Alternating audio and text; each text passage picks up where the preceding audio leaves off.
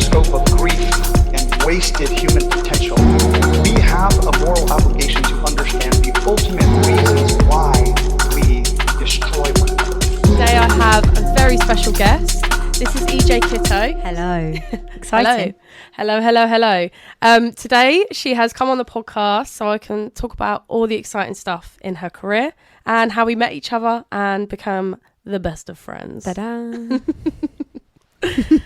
So me and Emma actually met through Alex, to be fair. Yes, we did. So the first time we met is I came to one of Alex's first gigs when he got signed to his label.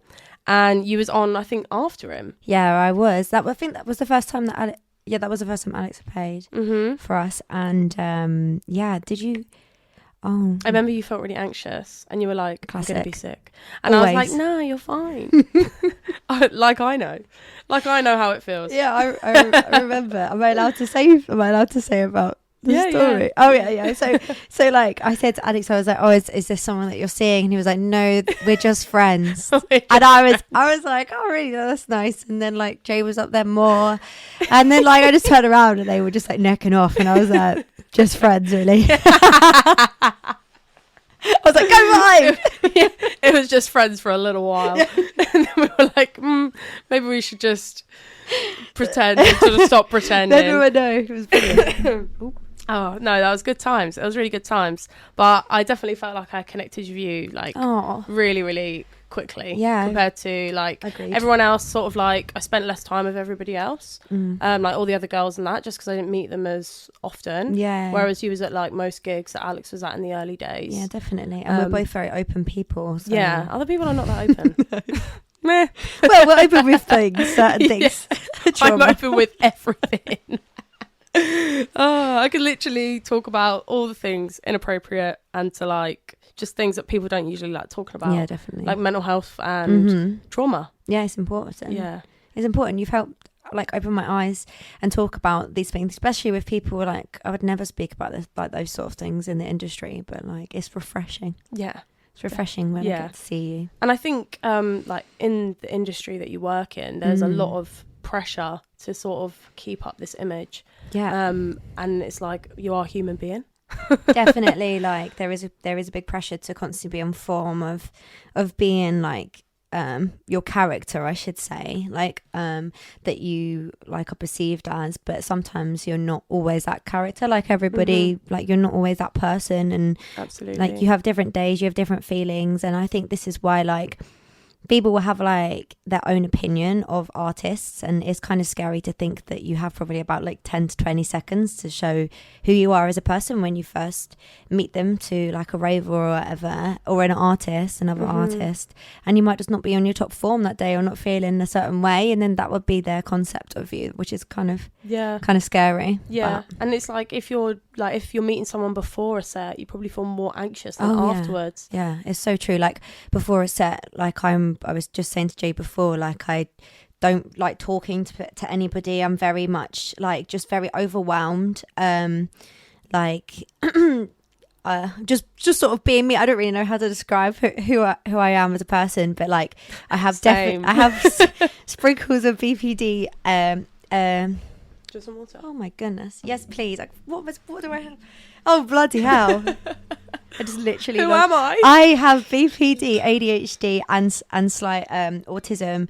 So like between those as a mixture, when you have doing something that's like scary but you love coming into it, like my body just goes into like an overwhelmed moment, and it's just like I'm babbling, but basically I just can't really like babbling.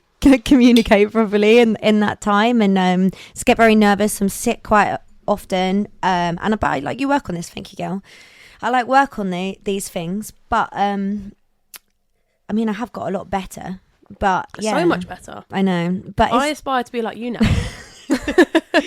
Like, it's so weird though, because sometimes you can be the most excited about a set and things don't affect me at all, and then other times, like on New Year's Eve, like 4 hours before my set, I just went mute, and my friends were like, "Are you okay?" And it's just this like, this sensation of just pure anxiety, but like I'm excited to play, and I know that I'll have a great time when I'll really as soon as I press play and I'm 5 minutes into my set, I'll be absolutely loving it. But just a bit before, my body goes, this is just pure anxiety. But I was saying as well that my sister always says to me about how anxiety and excitement are the same hormone, like which is really interesting. Yeah, composition in your brain. So when you are excited, you can actually perceive it as anxiety because it's the same chemicals. Yeah, which is very interesting. So I try and think about that, but I'm still there. Like, yeah, I was saying to Emma earlier that I've been going to a specialist about my asthma, and I always thought like the anxiety was just in my head. So he said, "Oh, I'm just hypochondriac. I'm making it up." And my doctor actually was like, "No. Your body's actually telling you that something's wrong, like something's not working, and that's just because my lungs don't work properly." She's like, so when your lungs are not, when you're getting pins and needles in your feet and cold feet every day, which I thought was normal, but apparently it's related to my lungs. Really? Yeah, apparently it's when my hands and feet get really cold and pins and needles, I always just think they're cold. I didn't even think it was a health issue. Oh my goodness. And she was like, "Oh no, it's because your lungs are not breathing properly. So you're like basically not reaching." She was like, obviously you're not going to get like a blood clot or anything, but it's just kind of your body starting the anxiety process. Oh my goodness. Which I was like, what the fuck? That's crazy. That's so interesting though, isn't it? So interesting. Yeah, because I just convinced myself that I'm dying. Yeah, I was just like, oh, I'm going to die, but it's all in my head. So I can hopefully think myself out of it. But no, actually, it was all true. I was freaking out for a reason. So when did you like start doing performances and stuff? Because obviously I've only been in your life about a year and a half. Yeah, I mean I've been actually performing since I was like 4. Amazing. On stage. Used to like be in different musicals and performances with like full bands and stuff. Yeah, it was really cool. And then I did my grades like growing up. Like you have like 8 of them, and I did my 8th grade in vocals and performance when I was 15, and then I started in a semi-professional funk disco band, and so cool. Yeah, and then I used to like tour about the UK and stuff, playing in various places, doing that, and that was mega cool. It was mega fun. Like, that sounds so cool. Fun. Yeah. Especially at that age as well. You must have felt like... that was like between like, I don't really know, like maybe 17 to 19. I remember being like underage and not having to tell like venues that I was 18 to be able to play and stuff. Yeah. But then when I went to uni, that was pretty amazing. I only was there for 1 term because I'm not very good with that stuff. But like, I did all the performances for a year. Like I was like, I'm not going to carry on with the course, but I'll perform. And they were like, okay. So like I used to, but they had like we had like full brass bands and stuff that we used to play with, like playing like these mega huge songs throughout history. Like it was with like 3 vocalists and stuff. So like we would like each sing, a verse. And then like when it came to the chorus, it was just like these mega harmonies. Like it was just full of soul. Beautiful. Yeah, like it was amazing. I had such a good time doing that. And like the musicians at my uni and stuff were just all amazing, coming from various different places in the world. It was amazing. But yeah, I didn't keep that up because it was just too much stress. Yeah. And then I got into the drum and bass industry after that, and started working as an apprentice for a promoter. And then and such a cool journey. Yeah, I know. And then I only started performing. Well, then in between all this, I was doing gigs. I was doing pub gigs. So I used to like perform every weekend, doing like a different pubs, like a 2-hour sort of set, like my own tracks and various different covers. 2 hours is and quite stuff. long. Yeah, it was tough. How my voice used to do it, I really don't know, because I do one set now, sing at a higher volume, because obviously when you're DJing, people don't realise that you don't. Well, I need to speak to some sound men, but I don't have the microphone in my booth. Yeah. So you end up just guessing what you can hear and what you can sing. So then you like when on New Year's Eve I went round the front, which I feel like it can seem a bit obnoxious, but no, I just think need to just do it. I think just need to just do it and not be worried. Yeah, it makes the crowd really excited when they see it. Yeah. I love it. Well, I remember seeing you do it at a couple of shows, and it's very exciting, and everyone loves it. Oh, Like everyone's literally like, yeah. oh, thank you. Well, I did it on New Year's Eve. I went around the front because all the monitors there, so I could hear myself. Yeah, and that was good. But because you're like singing at a level so that you can hear yourself. Yeah, after an hour now, my voice afterwards is like. So if you ever like get like a sore throat or anything, Yeah. do you have like a secret remedy to like Goodness. make it better? Yeah, I used to be like on it with this stuff because I was gigging properly every weekend. Used to, have do the whole steam. Okay. When you put your head over like a hot water, not like burn yourself, hot water with a towel over your head and like breathing that steam, showers and stuff. But like I used to do that for my skincare. Love it. Oh, glowing. Used to work. I'm sure. Yeah, it used to work. All the rubbish out of your skin. Mm. But yeah, then what else did I used to do? There's a thing called vocal zones. These like little tablets, these little chews that you can take. But they're very controversial with what vocalists see them as. Like some people say that they're really bad. Oh. But one of the best things you can possibly do is to train your voice is like put a straw in your mouth and like you sort of like sing through the straw, like you just in through the straw, and it like it will open up all of your like we'll put your larynx in the right place, we'll open up your whole voice. And when it's sort of like when you go like zzz, like that zzz, that there will open up your voice, and when you sing there it like sings your voice you'll sing your voice as a full thing. So like how I always imagine my voice is like as a pole, and there will be bits, you'll have a bridge in your voice where your voice will switch between your head, mix and chest.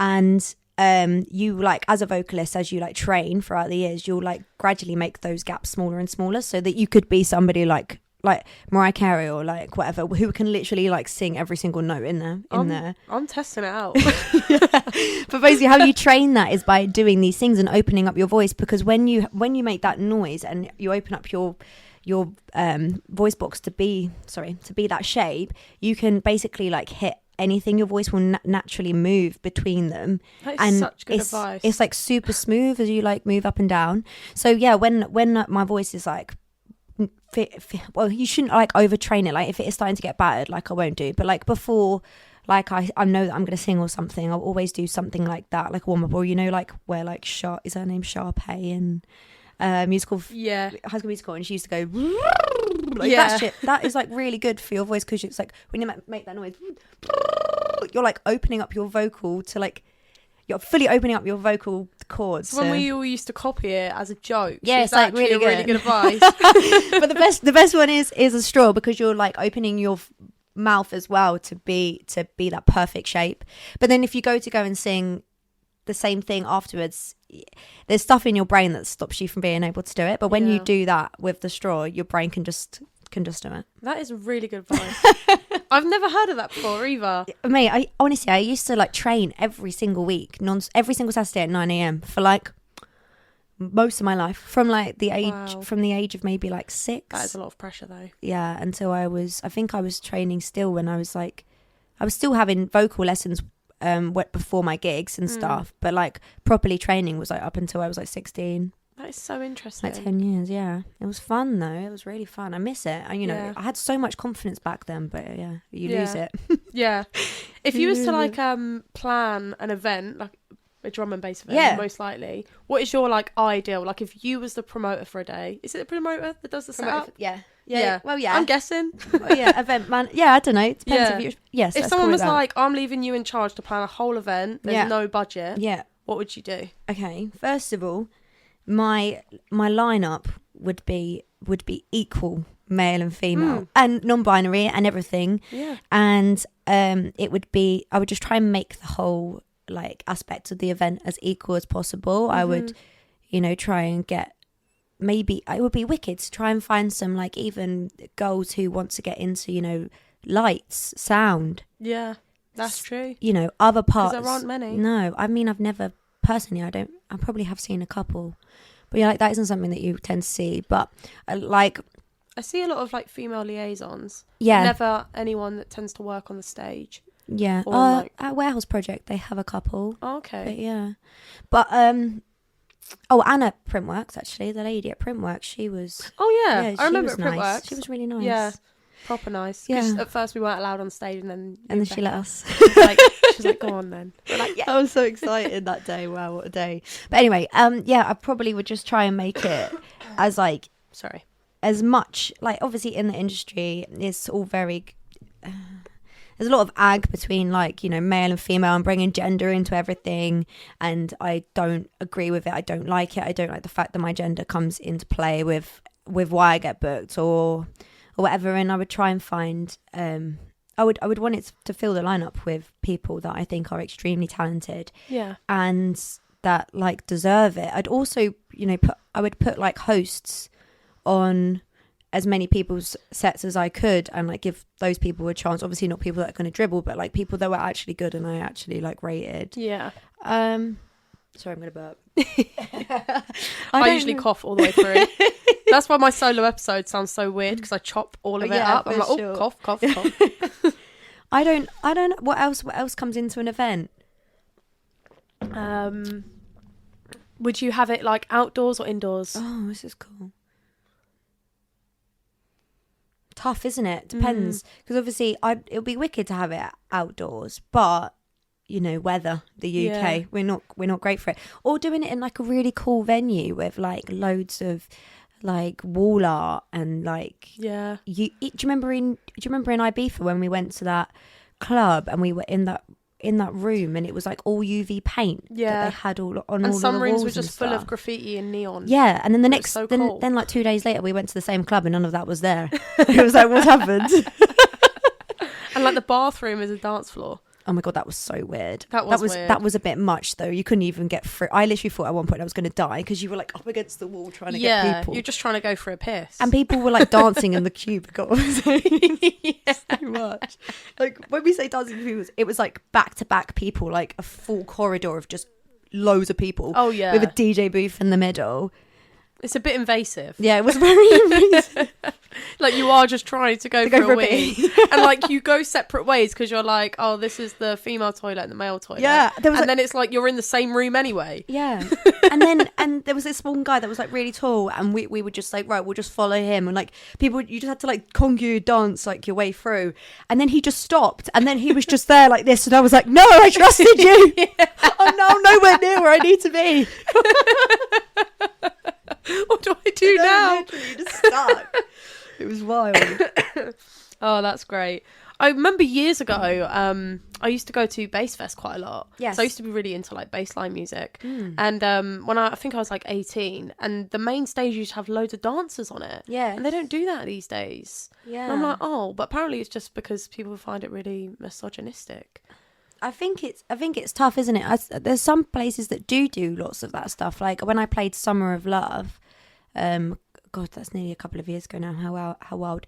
They had full dancers and stuff, and it was wicked. I love that. I think it depends. I think if you have, you know, this equal lineup, equal things like that, and it's not showing that it's like a misogynistic thing. Yeah. Like I agree with it, but like when you've got these lineups where it's like Just men. You know, just like a grotty, sweaty thing, and then you've just got like... And then a few bikini dancers. Yeah. It does look bad then. Yeah, but like obviously each their own, like these... Is that gone off or is that just... Oh no, it's just on It's that. just- Yeah, it's last not time like- it confused the fuck out of me. Like, oh no, is it He's stopped? plugged it in the charger. He did that last time like so many times, but the first few times it actually did turn off. But Oh, that no. just is the screensaver, I think. Okay, hopefully. I mean, it's still showing up on the green box. So Yeah, I it's feel all okay. good.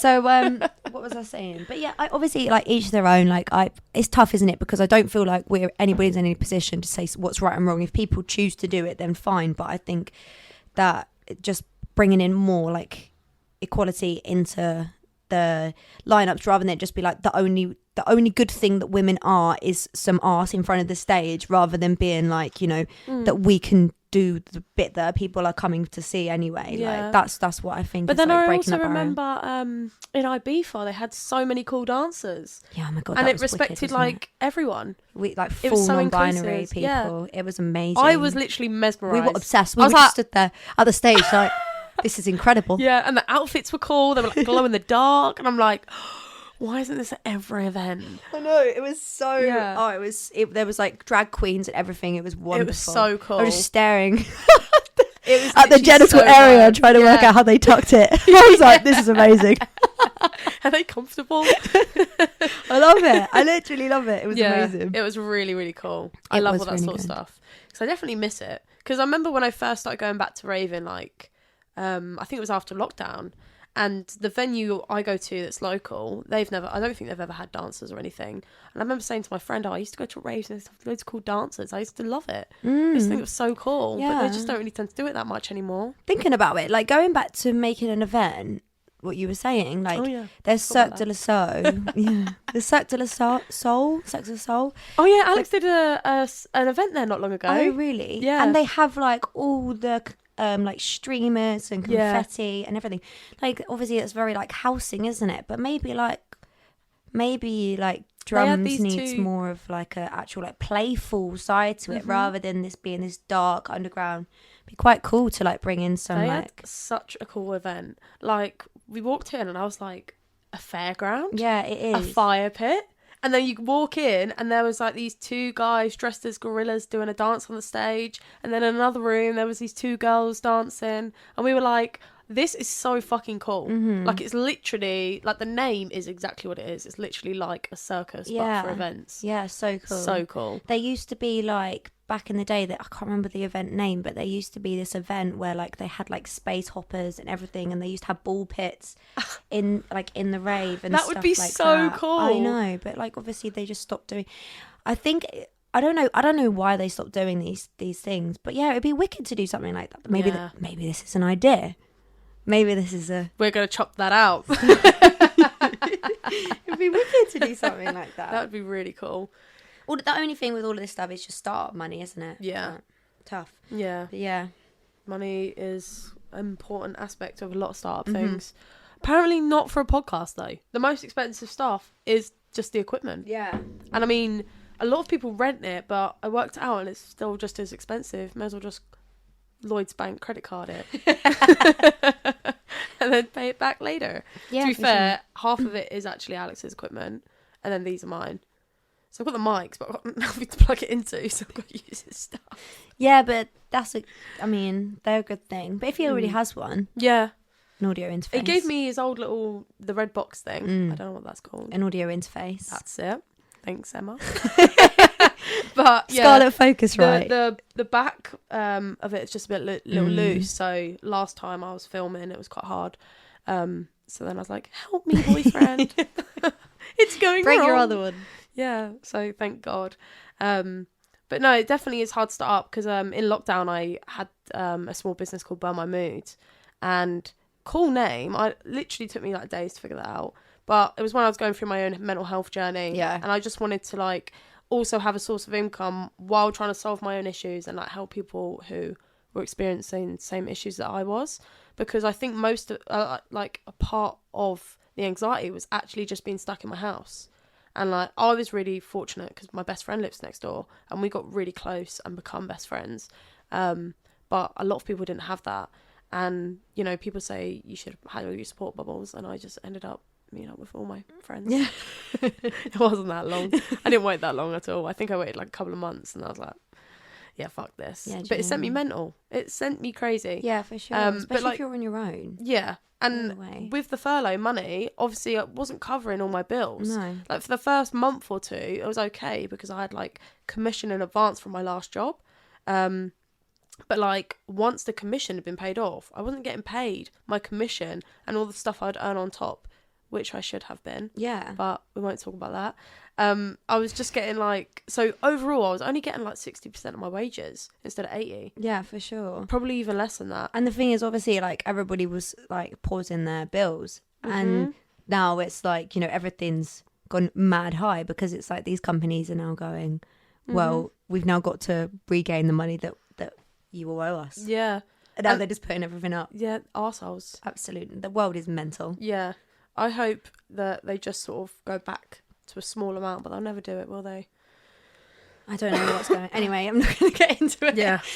It frustrates me deeply. But yeah, when I started BurnMyMood, I actually wanted to start drop shipping which is where, because I can build websites and stuff. To be fair, I use a website builder, so I use Shopify, but I could do everything on Shopify. Like, I'm really good at it, and I did it for the last company I worked for. Like, obviously I wasn't good at it at the time.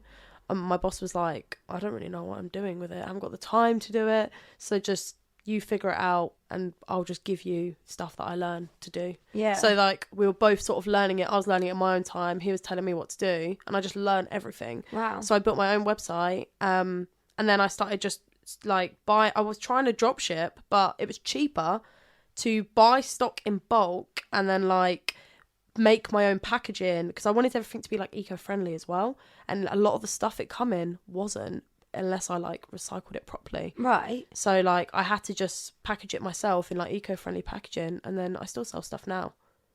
It's crazy. So you were buying it in bulk rather than selling, like, actually, so you can buy it all like pre-made, Yeah. but you're making like fuck all money. Yeah. Whereas if you buy it in like boxes of thousands, no one wants to buy it in a box of thousands anyway. Yeah. So it's like they want it in small amounts because it's easier and convenient. It's easy to gift, easy to get in the post and stuff like that. Okay. So I just did it that way. That's amazing. I love it. I mean, all like the hardware and stuff was obviously, you know, there's like basically no money in it. But all like the incense and stuff, it did all right. And I sell it as cheap as I need to, just so I could like pay my bills.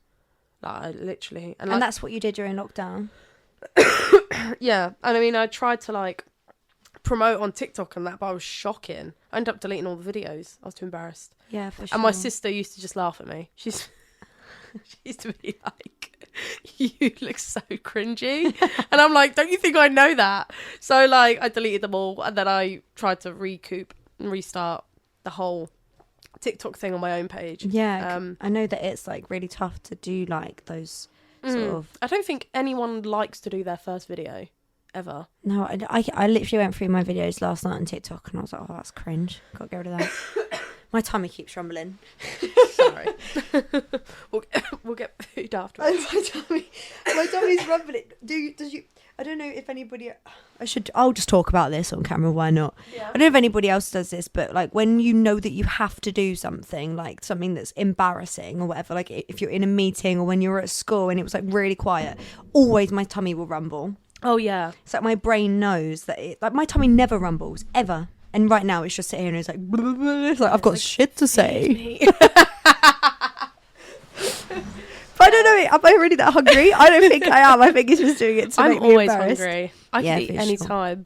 I actually said to Alex, you know, like how everyone tends to like have a bev or something on a podcast. Yeah. I was going to do this tea thing, but then I couldn't find a teapot I liked, so I was like, I'm not doing it. And then I was like, why don't I get snacks? And he was like, but no one wants to hear people eating.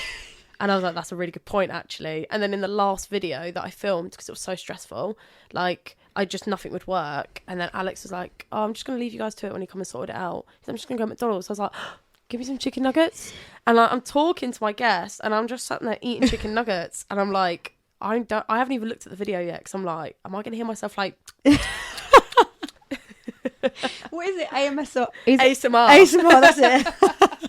I remember when that first With came chicken out. nuggets. Do you know what? When that first like become a big thing, and people like, to be fair, at first I thought it was really weird, and then when I'd hear things like brown noise, white noise, I was like, that's not ASMR, but I kind of like those sounds. I find brown noise like really calming. Isn't there stuff about that with ADHD? Is it green noise or something? I haven't heard brown green noise. But I know, something like that. There's something that's like super calming.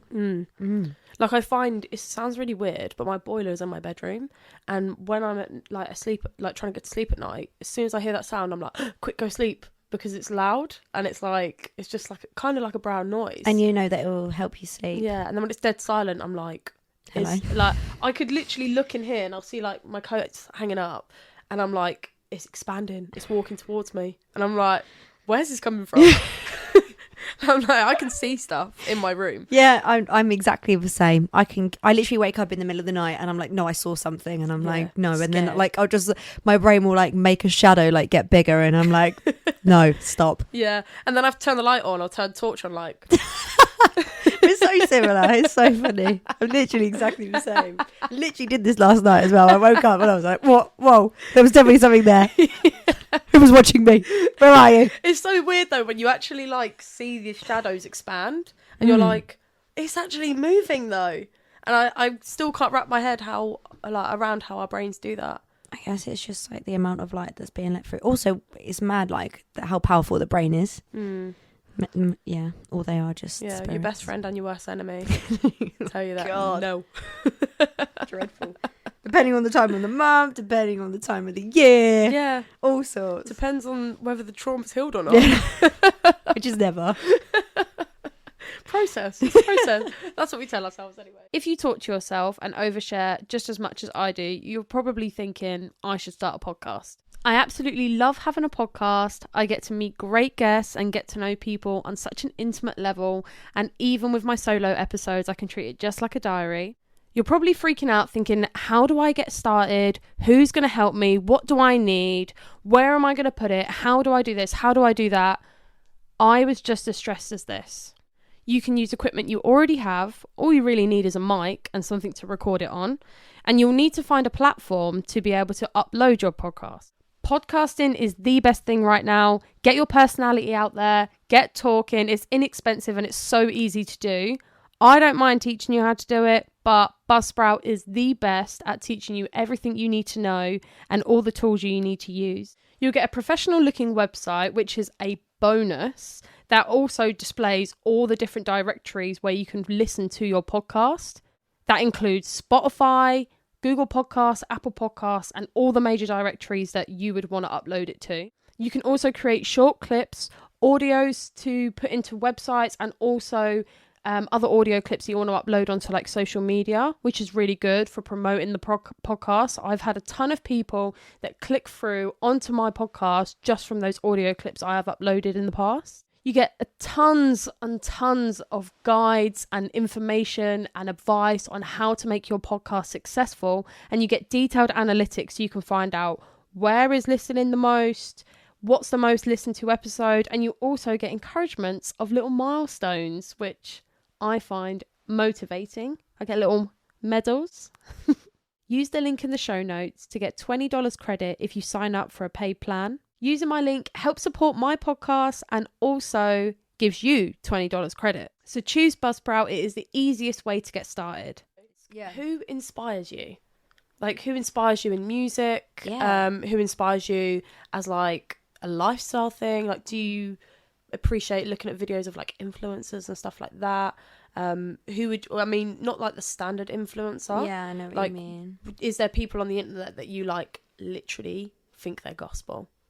You know what I mean? No, but I think that like musically, there's a vocalist, like musician called Banks, and like I would happily say her biggest fan.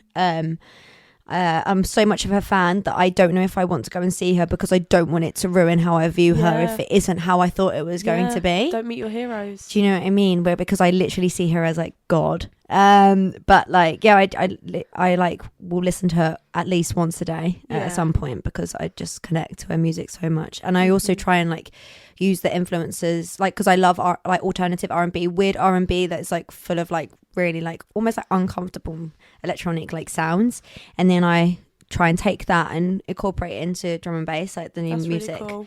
that I'm working on at the moment has like loads of this like alternative R&B like synths and stuff like that in it. So that's basically what I want to do. Yeah.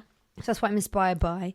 With that music, drum and bass wise, I absolutely love Charlie Briggs, the vocalist. I love the way she lays her vocals. I love her melodies. Like she's like known for doing this like double tracking that I think is so beautiful. I feel like her vocals are just so effortless. And what's double tracking? It's like where you sing the same thing twice and then they layer the vocal, so it's like one voice but it's like panned and like comes from two places. That sounds so really cool. It's in my track with Jamesy, I double tracked my vocal in that to try and like fill it out, so it's not so much like just when a track is like more empty or like liquid, it's quite cool to like double track vocals because it sort of like brings it more Gives it more oomph. So is that like 2 separate takes, or is it like the same take with 2 like, separate different... takes, yeah, but you have to do it like literally bang on the same way. Oh wow. So it's like you sing it exactly the same way, but there's just going to be slightly like imperfections in it that make it sound, when they come together, like so much,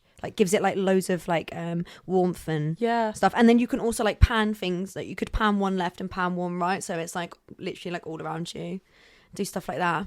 Yeah. I don't know what pan means either. You make it sound like it's just coming from the right. Oh, you okay. pan it to the right. Oh. And then you can also you can pan like another one. You make it just so it comes out the left. Is that why sometimes I feel like When only you're one of my car speakers is working? Yeah, so that would be either because the track's in mono, if you've got it in mono for whatever reason, I don't know, rather than stereo. But if like you're listening to a song and you can just hear like what, there's some like songs where it'll be like woo, and it will like, and like the like if you've got headphones on, yeah, and it will sound like it goes like this around you. That's because they've panned it like that. Really cool. Or like you could be listening to a song and there's like a guitar or something comes in and it's just in your left headphone. That's because they've panned it just to the left. That's really interesting. Yeah. Yeah, I never even knew that was a thing. Yeah, well, you do. I know nothing. I literally know nothing. Like, literally, Alex works with so many vocalists, including yourself, and I'm like, okay. He talks to me about stuff, and I'm like, that's great. I love it. I'm like, just show me what it's done. Oh, it's so interesting. Then I guess like some people, they've done it all their whole life. Do you know what I mean? I think it's just I'm not very creative either, so I don't quite understand things in the same way. Like, I'd love to be creative, but... Well, you're doing this. It's a bit creative. I don't know. I think I would find it easier if I had like a whiteboard and I just wrote everything down before. Okay. Because like I remember whenever I'm like watching other people do things, I like to give advice. I feel like I'm more like a director than a creative person. Yeah, I think you're like, Jay is incredible at advice, and I think Thank you. Yeah, I get what you mean. Yeah, I do find that with you, because you always say to me that like, how did you deal with that, like that sort of way? But I think because you can't put it to yourself. That's so interesting. But like when I talk to you about things that are bothering me, you're like, okay, so why? Like not just why do you feel like this, but why do you feel like this? But like you'll give me stuff back that make me go, oh my God. Anyway, what I was going to say as my last thing was that you really inspire me. Thank you. And I think just various people in my friendship group, you know, Goddard Vibe, yourself, my sister, there's Emily, they're like, you know, they're like our friendship group, there's different things. It's more about people in my life that inspire me. Even Alec, my boyfriend, the way that he deals with intense, like the way that he deals with me getting like upset and mad, and the way that he would deal with a stressful situation, like it has completely changed my perspective of the way that I deal with stressful situations. And so it's not like I try my hardest not to like compare myself on social media, because can get me in like a bad headspace. So it's more like there are like you know, PTs and stuff that I do really enjoy like watching, and I love their advice and stuff. And there's people on TikTok that I love their advice, but I think I'm more probably inspired by like the people around me in my friendship group. And I agree. I think that's really important. There are like a few like TikTokers as such that I like listening to, but influencers, I think they're quite separate to TikTokers, because TikTokers are a bit more open and like don't see just them more themselves, and I just don't feel like there's like a famous thing about them. It's not like, oh, look at me, you know, hashtag ad. Like on TikTok it's bad if it shows the ad, they're like, it's not an ad, I swear, it's like just what TikTok does, you know, before they say anything. Whereas like, you know, influencers are much more like, look at me, these people have paid me for this, do you know what I mean? They've paid me to promote this. This is what I got for free.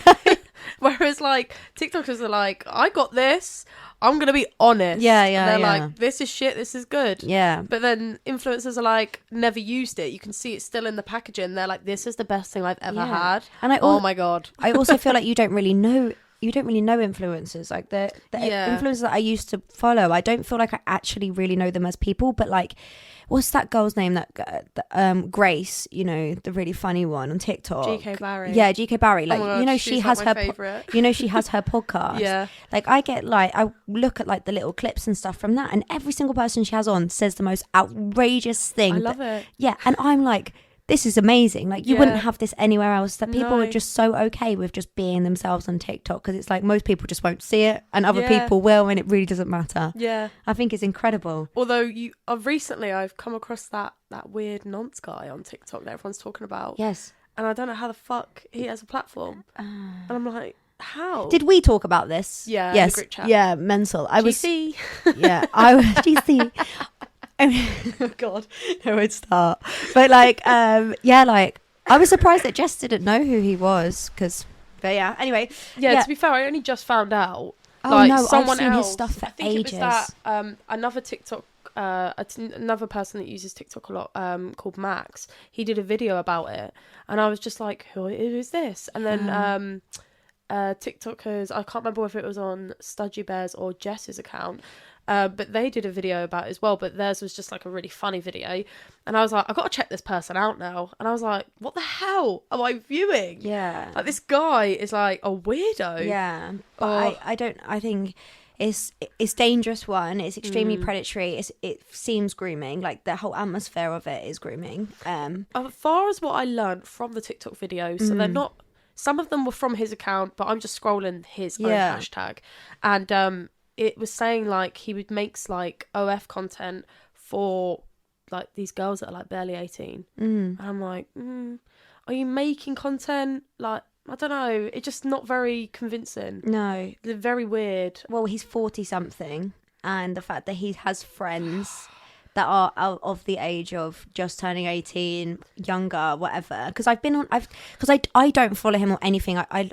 He kept coming up, like, I would say months ago, like maybe like 5-6 months ago, and then I was like, I really hope my TikTok changes soon, because I'm actually fed up of seeing this guy's face. Then I didn't see anything, and then recently I've started his lives. I don't get his videos, but his lives will come up, and yeah, like whenever his like lives come up, he's always got a very young girl like in it, So like also strange. added to the thing, and I'm like, oh my goodness. And also everything as well, like every single time I just stop on his live, he's always speaking extremely negatively about something, about people not liking him, about, like, just being like F the haters and stuff like this. But like, it's always seems like the same sort of topic. Doesn't seem like it's tough, isn't it? Because there must be something not right there. Yeah, I think maybe he just plays on that, because what else is there, to be honest? He knows how much hate he gets, so if he just keeps playing into it, TikTok are obviously paying him. Someone with that many followers is getting paid.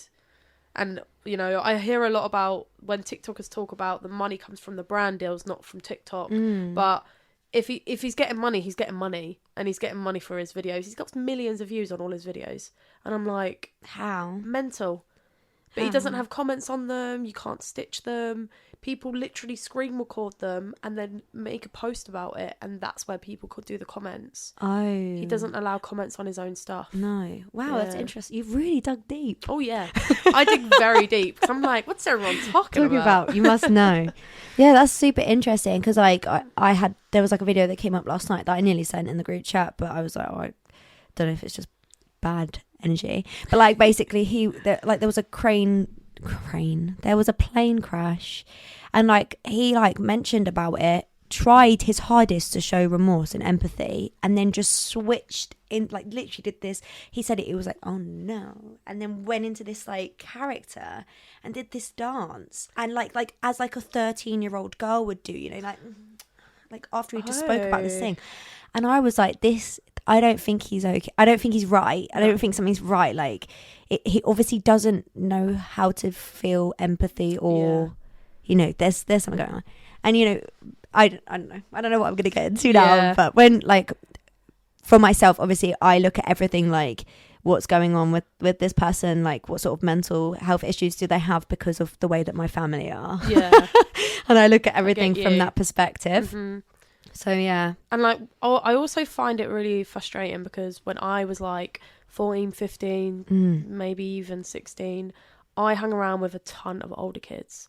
Like, I was very young and they were all in their 20s minimum. Wow. And like, it was very weird. But like at the time I didn't feel that weird, because I was always like, yeah, no one's gonna like upset me or nothing. But like, they all tried it on with me. Oh gosh. Like, it was very strange.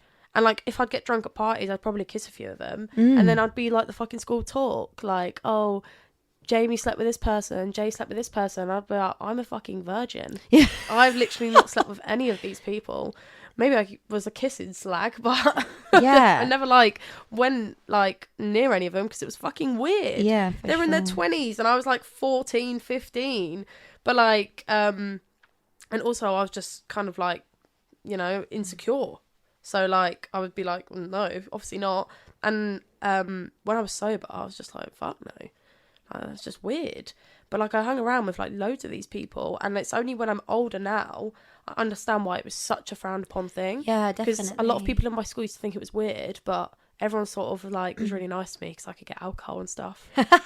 And it was really easy for me to get it. And like, sometimes I wouldn't even have to pay for it. Oh my gosh. Like, I'd be like, hi, can you just get me and my friends some booze? We're going to a party. And they'd be like, yeah, no problem, Jay. And it was like, I wasn't giving fucking favours that everyone thought I was. But like, Oh, mad. it was just knew. but stuff like that is what I get really frustrated about when they're all really noncy. Like, the guy's 40. Yeah. Yeah. He's double that point. Yeah. And it's like, people in their 20s who are like friends of people that are younger, it's quite a sensitive topic, because as soon as I hit 20, I was like, no, because no one should be crossing the boundary below 20. Yeah. But like, when I was under, like when I was like 16, I think I was 17 dating a 19-year-old. Like, it was really frowned upon. I was like, Yeah. that's normal. It's 2 year. I had like a 2-year rule. My mum always said it's a 3-year rule. But like, I wouldn't have gone down that many years. Yeah, I would have for only ever sure. gone up. Yeah. And then I think when I was like 18, I was talking to this guy that was 26. Yeah. And I never thought it was weird. Yeah. That is weird. That is so weird. That's very strange. Why the fuck did I... Yeah, but it's weird, isn't it? It's weird, but like when you're there, you don't think it's weird because you're young. Yeah. But like, yeah, like my first boyfriend I was with for 5 years, and he sorry, what am I saying? Gosh, my brain. Wait a second, my brain is gone. Are you sure you should speak about this? Yeah. Block. Alert. Alert. And I was 15 and he was 17, and like it was never weird. Like, it was never weird. It never seemed weird. And like, people in my year used to like shout pedo at him and stuff like that, and it was just like, just wasn't the vibe. It was really strange. It was, but now when I speak to people, when I say to someone about that, they're like, that's really weird, like that's too much. And I'm like, I think it sounds weirder than yeah, it but is also, because you were under 16. Yeah, but I But think when you're at that age, it doesn't seem weird whatsoever. but also like, it wasn't like our vibe was just like, we were the same age, like the way that we communicated and everything. Like, I was really mature for my age because I was really poorly when I was younger, and like I didn't spend, like, I just wasn't like everybody else in my year. And and I don't know, I do understand that it is really strange, like, you know, somebody of that, like, a much higher age. But when you're that young, and he was also young, like, think about 17, like, you're young. I don't know, like, what's the word? As a woman, because you're mature, like, mature wise, we were very much the same, and it worked. Yeah. It wasn't like it was like a weird thing. Like, we were in a long-term relationship. But yeah, I think... Oh yeah, definitely. You're in a long-term relationship as well. I think, you know, a lot of people would frown upon it. Yeah. But at the same time, I think I did the same thing. Yeah, do you know? And what it wasn't I mean? weird whatsoever. I know. Men are very mentally young. But not that it's an excuse. Yeah. But like... And it's dodgy. Yeah, I how think men's you've definitely got to like be brains are. friends first, and you've both got to be very sort of like in conversations with both your parents, so that they're like, you know, they're aware that it's not as weird as it sounds. Yeah, definitely. Because it sounds worse than it is. Definitely. But 2 years I don't think is a bad gap at all. Like, for me, I'm so glad that was the case, because I got to do so many cool things before anybody else in my year, you know, go to like festivals, like experience like so many things that and like, I don't know, I mean, it was a really cool time of my life, but like, weird. Very interesting. What was I going to say though? Oh yeah, I was just going to say that, like, the scary thing is that when we talk about this with TikTok, this aspect is going on like in so many different parts of life, with men being like more predatory to young women. Like, and I really thought we were making progress. Yeah, we're not. Tough. We're not making a lot of progress at all. I think women are just finding new ways to protect themselves. Like, I used to literally so where I used to hang out was like an hour away, or an hour walk. Yeah. It's only 10 minutes up the road, but it's like an hour walk away. And I used to walk home from there every single night, twice, because I went to school there. And then I would come home, get changed, go back. And I would walk home from there every single day, twice, at stupid o'clock at night, like 10, 11 at night. And like now I wouldn't even walk through Stony. I could not agree with you more. This is so interesting because like the other day, me and Alec were like walking back from somewhere, and we stopped to get pizza in just a Pizza Hut, and let's get takeaway pizza. And he realized that he left his phone in my car, so he had to go back. And I was like, I'll take the key. Didn't even think anything of it. He walked out of the door, and as soon as he walked through the door, my brain went, "You're in danger." And I was like, instantly I just started thinking about, as a woman, like how often I feel in danger and how I will not go and do things because yesterday I had to go and pick up my car because, you know, my car's been broken multiple times. My car got broken into. It's got really bad omen. But I had to go and pick it up last night, and I had so much anxiety because I had to go really late. I had to stop at this place at 9:30 to meet this, to go to like direct line actual like thing. But obviously like they're like, what, 9 o'clock at night? Yeah, because I couldn't get there at any other time, so they had like a late hours thing, so I could pick it up late. Okay. And they were like, when you get there, you've got to ring this number, and this man will. And I'm like, oh my god, this man! And my brain, I said, Who is this man? I said to Alec, I was like, I'm scared. Like the fact that I know it's going to be a man. I was like, what if something? He's like, nothing's going to happen to you, Em. And I'm like, yeah, I know, but maybe you don't know that though. Yeah, I know, and maybe it's also because I watch so many things. Like I watch so many like things where you're going to be like captured or something like that. So I like overly think anything. But anyway, when I was in this pizza shop, like I just felt like they were just making me feel really uncomfortable. Like I was sat there on my phone, but they were just staring at me, and I was just thinking. I always think about the fact that like, what could I do to get out of this situation if something bad actually happened to me? Like, I'm not strong enough to take on like 4 men. I'm not strong enough to take on 2. Do you know what I mean? And when you're scared, you probably aren't taking them on. No. You probably go into shock. Because like, so I was having this conversation with someone the other day, and they were saying like how they had felt a victim. This was a man, and they had felt a victim in a situation before. And I felt so much empathy, but at the same time, I just it was mean to say out loud, but I was like, women feel like this every single day. Yeah. And he was just like, oh, I don't even know why I didn't say no. Like I didn't tell him to stop. And I was like, well, this is why when women go to court and people are like, why didn't you say no? We think we have said no, and like half the time. We probably haven't, because we're like in shock, and we're like, the body's like freezing up, and they're just like, get me out of this situation. Yeah, but also, you know, sometimes saying no can lead to worse situations. Oh, yeah. Like it can you don't know how like this aggressive people are very unpredictable. How men are going to deal with their aggression, and then they can normally just try and convince you. They try and use this manipulation of being like, oh, you're just trying to play like hard to get. Oh, you'll get into it. Do you know what I mean? Like, oh, just relax. You'll get into it. Like, and it's always this thing, rather than just being like, I don't want to do this. They always try and convince you, and it's like, it's disgusting, mate. Honestly, it's disgusting. It is, and I think if someone has to convince you, they're abusing you, literally. And I know people are like, "Oh my god, that's outrageous! It's not that fine line." Yeah, it is a fine line, and you crossed it. It is that simple. And you know, there's sometimes people get really offended by that, but it's the truth. Be a better person. Yeah, for sure. And also, just think about it. They're not going to bloody enjoy it. They're not going to enjoy what you're doing to them if you have to convince them. Yeah. Like, take that as like being a better person to just like leave it. You want to be like the bomb at sex, so just leave it. I've always wanted to like find a way to actually teach people actual sex education. Because what I was taught at school was fucking whack. Absolutely horrendous. Like all they taught me to do was wear a condom, and I've never fucking wore one. I tell you what, right now, I should have. On Netflix right now, they have a drink of water. By the way, you should wear a condom. Yeah, everybody knows it. Hardly anybody does, but you should.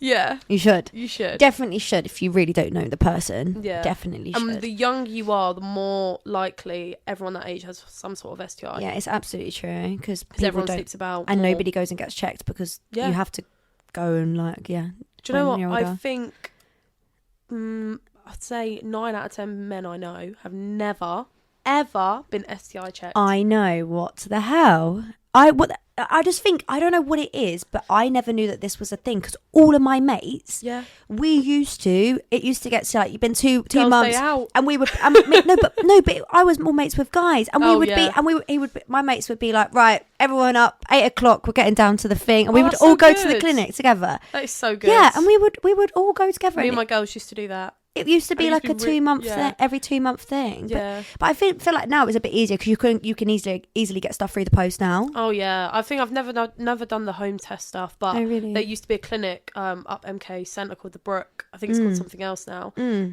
But I used to go there like nearly monthly, because I used to be really paranoid. Yeah, for sure. I used to be paranoid about being pregnant, about being like having some sort of STI. That's because they don't educate you into understanding your actual own body, and they make us just think we're just going to get pregnant at anything, we're going to get an STI, and it's literally like, if you have sex you're going to die. Like, that's literally like how Mean Girls. It's literally the what's the energy around sex, though, that what we learn. And what I was going to say to you is that there's this but you know, the people Explained on Netflix, where they like explain different categories. Well, they've done one about women and the women female body, and this whole series. Oh my god, watch it. Men out there, if you're listening to this, watch it. It's just called Explained, isn't it? No, it's not. It's called something else. It's like a woman. But I'm sure it's by them, because of the same kind of people. And the way that it's all, the way the drawings are done and how they explain it all and stuff. I think it is, but anyway, it's about the women's body, and I should find it. But basically, they talk about like women anatomy. They talk about like why like how like we literally have exactly the same thing as men. Like, our genitals are exactly the same. Just when we're born, they just go into different places. Yeah, like we literally like. Can I talk about this? Yeah, basically, I talk about everything. Good. I just don't want to talk about things other people don't want to talk about. Like, that's true. So like our clit, you know, it's like our clit is like their bell end, but like our clit like goes back, like it's a big one. Yeah, but it literally like has a shaft, like goes back into us and all of that, and like it shows all of these things. And like Alec was there, like, oh my god, I wish I knew this sooner. This is so fascinating. And like Alec was like, this should be like taught in school, like even to men. Like, I literally have I've spoken to my guy mates, multiple of them, and I've been like, they've told me that they don't even know what a clit looks like. Like, they felt it, but they have never actually looked at it. And I'm like, or like the fact of how like our anatomy is, and like you could say I could like test them and be like, what's a labia? And they're like, what? Yeah. And they're like, and it's mental, but basically you should watch this thing, because it doesn't just talk about that. It talks about lots of things that we've spoken about with the way that like women feel in situations, and how we can be like easily manipulated, and they go into like all this basically just about women and how like life really is.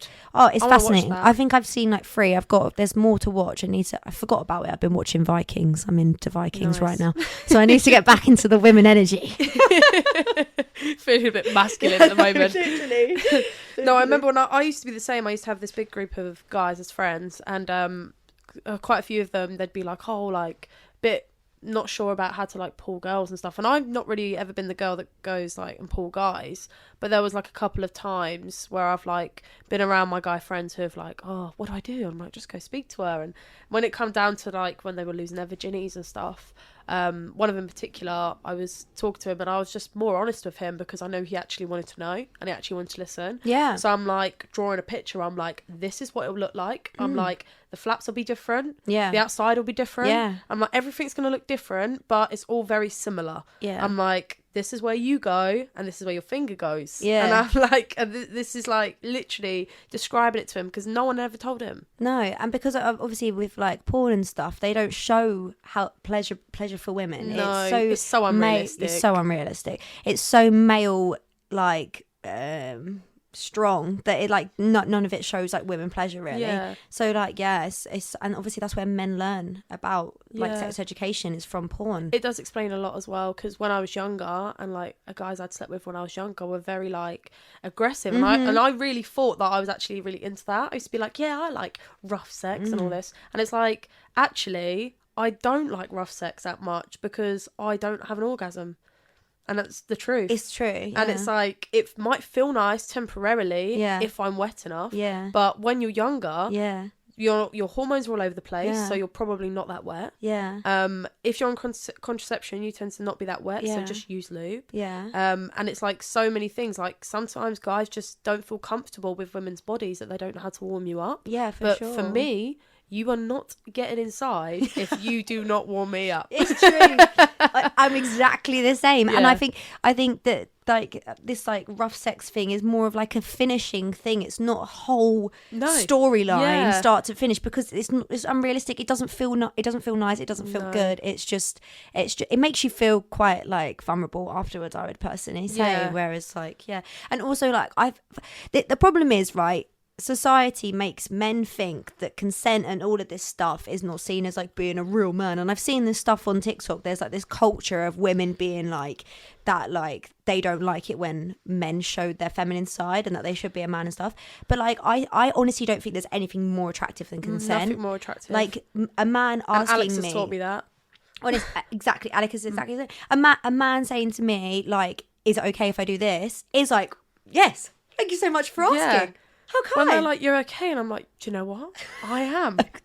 Thank you for asking. Thank you for asking. Honestly, I think It feels like you're being taken out to dinner first. Yes, honestly, it's true. Like, yeah, like this emotional side of men, I think, is extremely important. And I think, especially like a lot of my friends, I see that energy in them, and I think that's really nice to see, because I never saw that growing up. Neither. It was such a completely opposite mindset in my head that I don't know whether people did. I just knew in my head that men never thought that way when I was younger, and it's only since me and Alex knows more about my own body than I do, and I'm like, are you a whore? He's not, but when we first like slept together, I was just like, what the fuck? And like the first time I actually had a full on orgasm, it scared the shit out of me. Like I was literally like, what the fuck? I felt so out of control of my body. Yeah. And I was literally like, I want to just go hide. Yeah. And cry. No, mate. It was honestly, so like, I completely whoa. understand. And then I was like, okay, well now I know what the outcome is. Let's do it again. I love it. Now I'm like, I couldn't, like, the thought of sleeping with another person is awful. Yeah, dreadful. I'm Horrendous. like, absolutely not. Absolutely Let's not. never do that. It would never be nice. Yeah, me and Alex broke up. Single forever. Stick to the toys. Yeah. Me and Alex talk about this, literally exactly the same. Honestly, it would be it would be terrible. It would. It would be terrible, because like connection comes with all of this stuff as well, and like it's all mega important. Yeah. And I think like to my younger self, if I could give any advice, it would be stop giving yourself to these people to make like so that you can feel something, like you can learn so much more from yourself and a toy. Like Absolutely. having enjoying yourself and enjoying your own pleasure was a thing that like really helped me. And I think a lot of us women think that we need other like attention or whatever. And the thing is, by being that person that needs attention, you're never going to find the right person. And if you do find that right person who then teaches you how to be a better person or better and love yourself more, then you're really lucky. But most of the time you have to sort of be that way inclined before. I am the grossest version of myself around Alex because we were friends in the beginning. So like I wasn't trying to, not that I dress up or anything for men, but usually I'd just make a bit of effort, like if I left the house. Whereas me and Alex become really close during lockdown period where we were homebound, and like, you know, the pubs had opened, but there were curfews and rules. Yeah. So I ended up bringing just everyone back to the house. So I was just always in pajamas, no makeup, probably didn't wash for a week. Literally. And it's just sort of stayed that way. And I'm really sorry that you signed up for that. No, I think, But I think that this is something that I struggle with myself. Like if people will watch this, like they'll be like, EJ doesn't look like EJ that's on stage all the time, and like that's because I'm not. Like that's a bloody lot of effort, and you should see, like that's comes with my anxiety. Like I choose to look the way that I do when I play because it makes me feel good. I enjoy looking like that person, and I also like enjoying turning into EJ. Yeah. Who I am obviously EJ, but like I enjoy turning into how I look. It's like when you're getting ready to go out, putting on your heels, looking nice. That person that you turn into, I enjoy looking like that person for when it's kind of like I play, almost like an alter ego. Yeah, if that makes sense. It is, like, you know how it is people me, but it is an alter ego when you go out in the town and you go and have a drink. Like you turn into someone that you don't look like. But most of the time when I'm at home, like I'd never, ever, ever look like that. I literally always have my hair in a scruffy bun, scruffy space buns, you know, literally. They look cute though. Thank you, I love this one. It makes me feel like all like... I wish I could do that with my hair. Do you think It's it's just 'cause my easy. hair's too long? Oh, probably. Maybe. I want to cut my hair short, but I just... No, don't do it. I put hair in my hair to get to have hair your length. It's just a lot of Don't effort do when it. it's actually your hair though. Don't do it. I'm getting my hair done on Wednesday. I think I'm going back to green. You're really excited. I'm The really bright excited. green. Yeah, but also I want the mint back in it as well. So like pepper, and we'll Ooh. see. But I'm going to do peppermint front, I think, again, and then I'm so the excited. neon. I have been missing the Yeah. green. I did love like the that blue, but I alien. also love the green. I know it's tough, isn't it? You 'Cause was green when I first met you. But then whenever we get to a point of the green, we all go, oh, we missed the blue, and then we turn back blue. It's like a stage, isn't it? We have like various months. Yeah. Everybody always asks me when I'm changing my hair and what I'm going to My turn back mum to. had blue hair for years. Oh, really? Years. She used to just keep on top of it whenever Yeah. it'd fade a bit. Yeah. But I think she said it lasts the longest. Yeah, that's what I say. Yeah, blue is literally sticks to my hair. Hardly have to do any maintenance. It's the easiest colour to Yeah. have my hair because I hardly dye it. I dye it like once a month. Yeah. Whereas green is like every week. If you want it to be that nice, good, like neon green, you need to do it. And without it going that almost like mouldy, yellowy green sort of colour that it will Oh, does go. it do that? Yeah, that's the thing. So you have to like keep on top of it, which can make it like expensive as well. But Yeah. it's fun. It's What good do you fun. use? Like those crazy colours, or is it permanent one? Yeah, so I use Manic Panic for green, Oh, which okay. but I need to find something else because it's expensive. It only comes in a little pot, and that's like Give two us some dyes. recommendations. So Manic Panic I use for the green, but the blue I use Colour Freedom from Superdrug, Oh, cool. and it's literally like Love a super drug. $6.99 for a big like bottle thing like this, and you mix it in conditioner, so it will last me like half a year.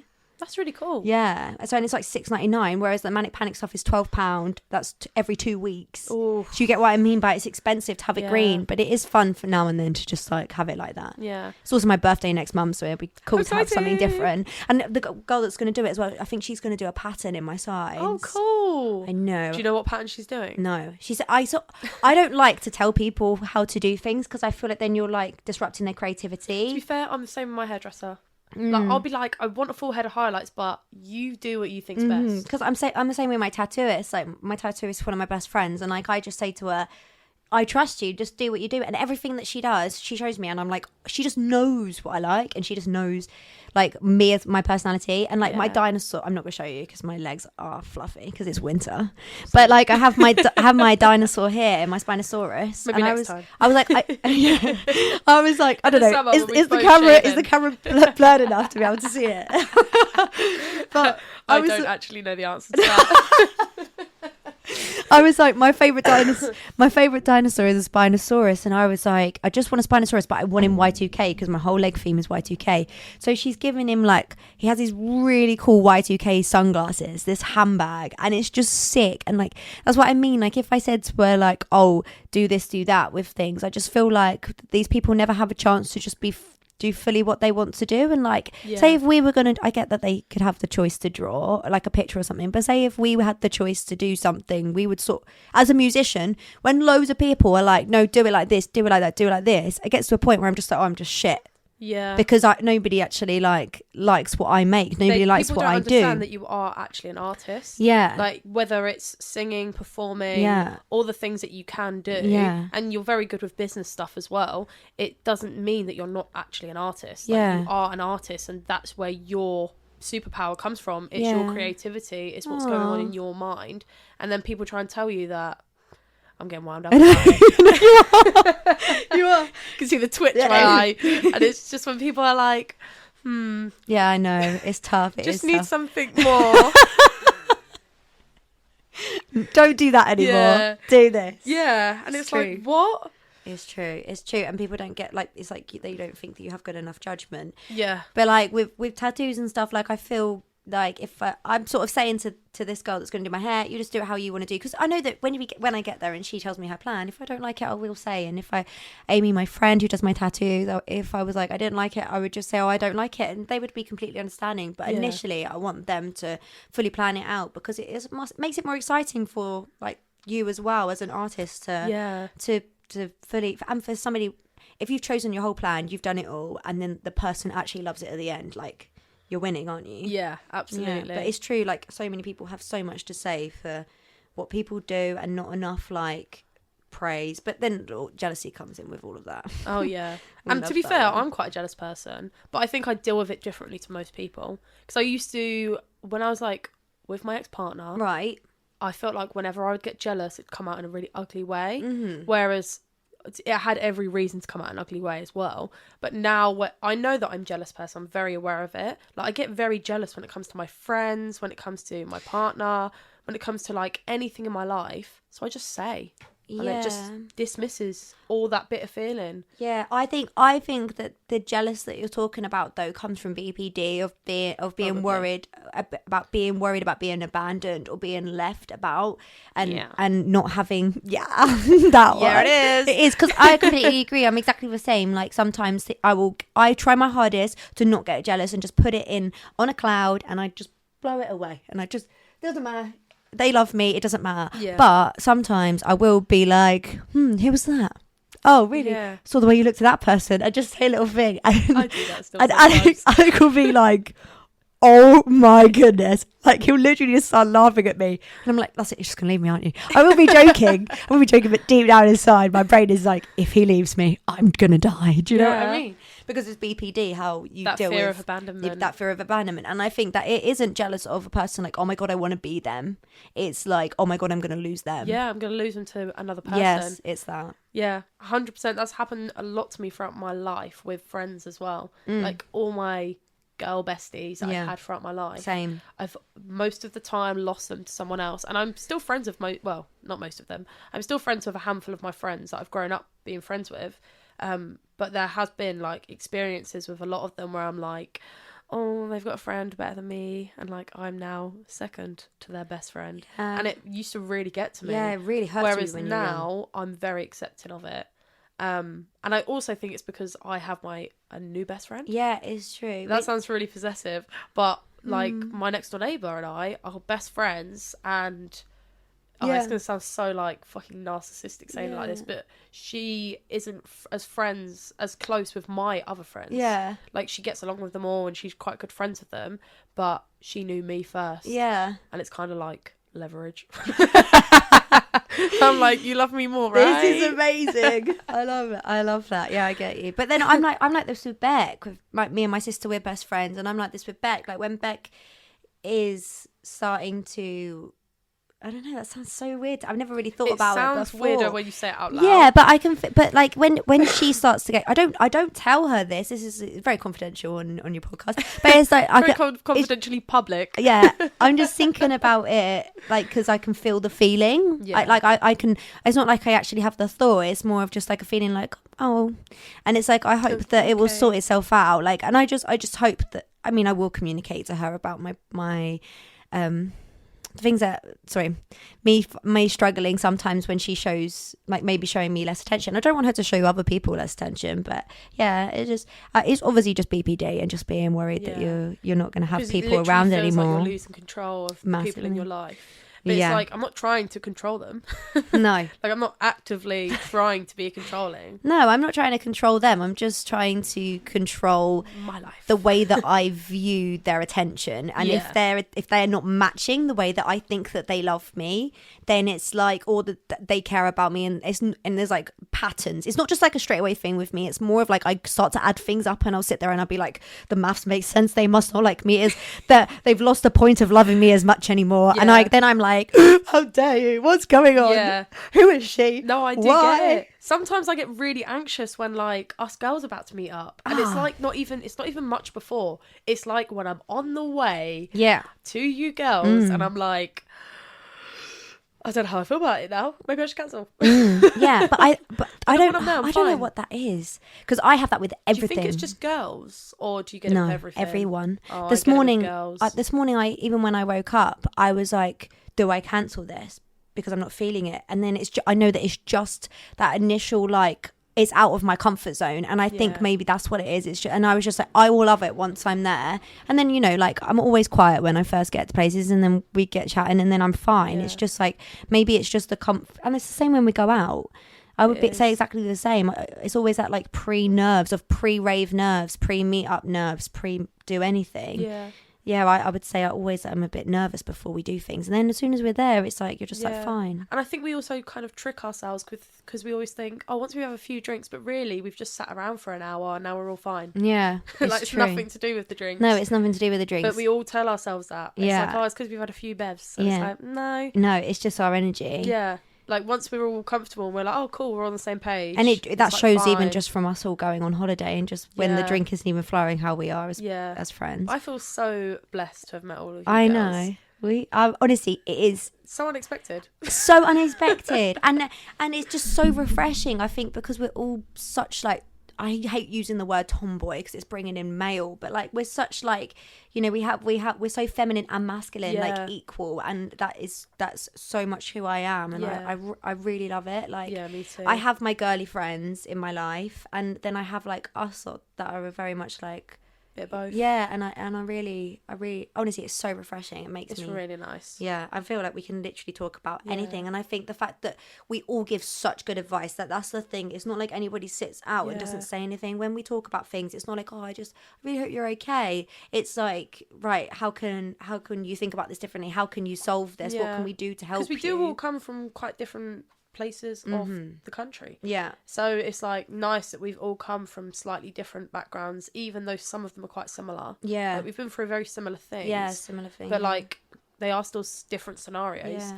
And I think it definitely creates a bit of leverage when it comes to like giving us all advice to each other. But I think we've all had like hard times. Like during our friendship, we've all absolutely had like a kick in the bum with different things, and we've all been there for each other. Like I literally couldn't have got through some of the stuff this year without how you girls helped me with stuff, and I think with all of that, all of these things that have happened over the last year have gradually brought us more and more together, and like made us, I don't know, maybe just trust each other more and feel more comfortable, because we've all really helped each other. It's been like so good.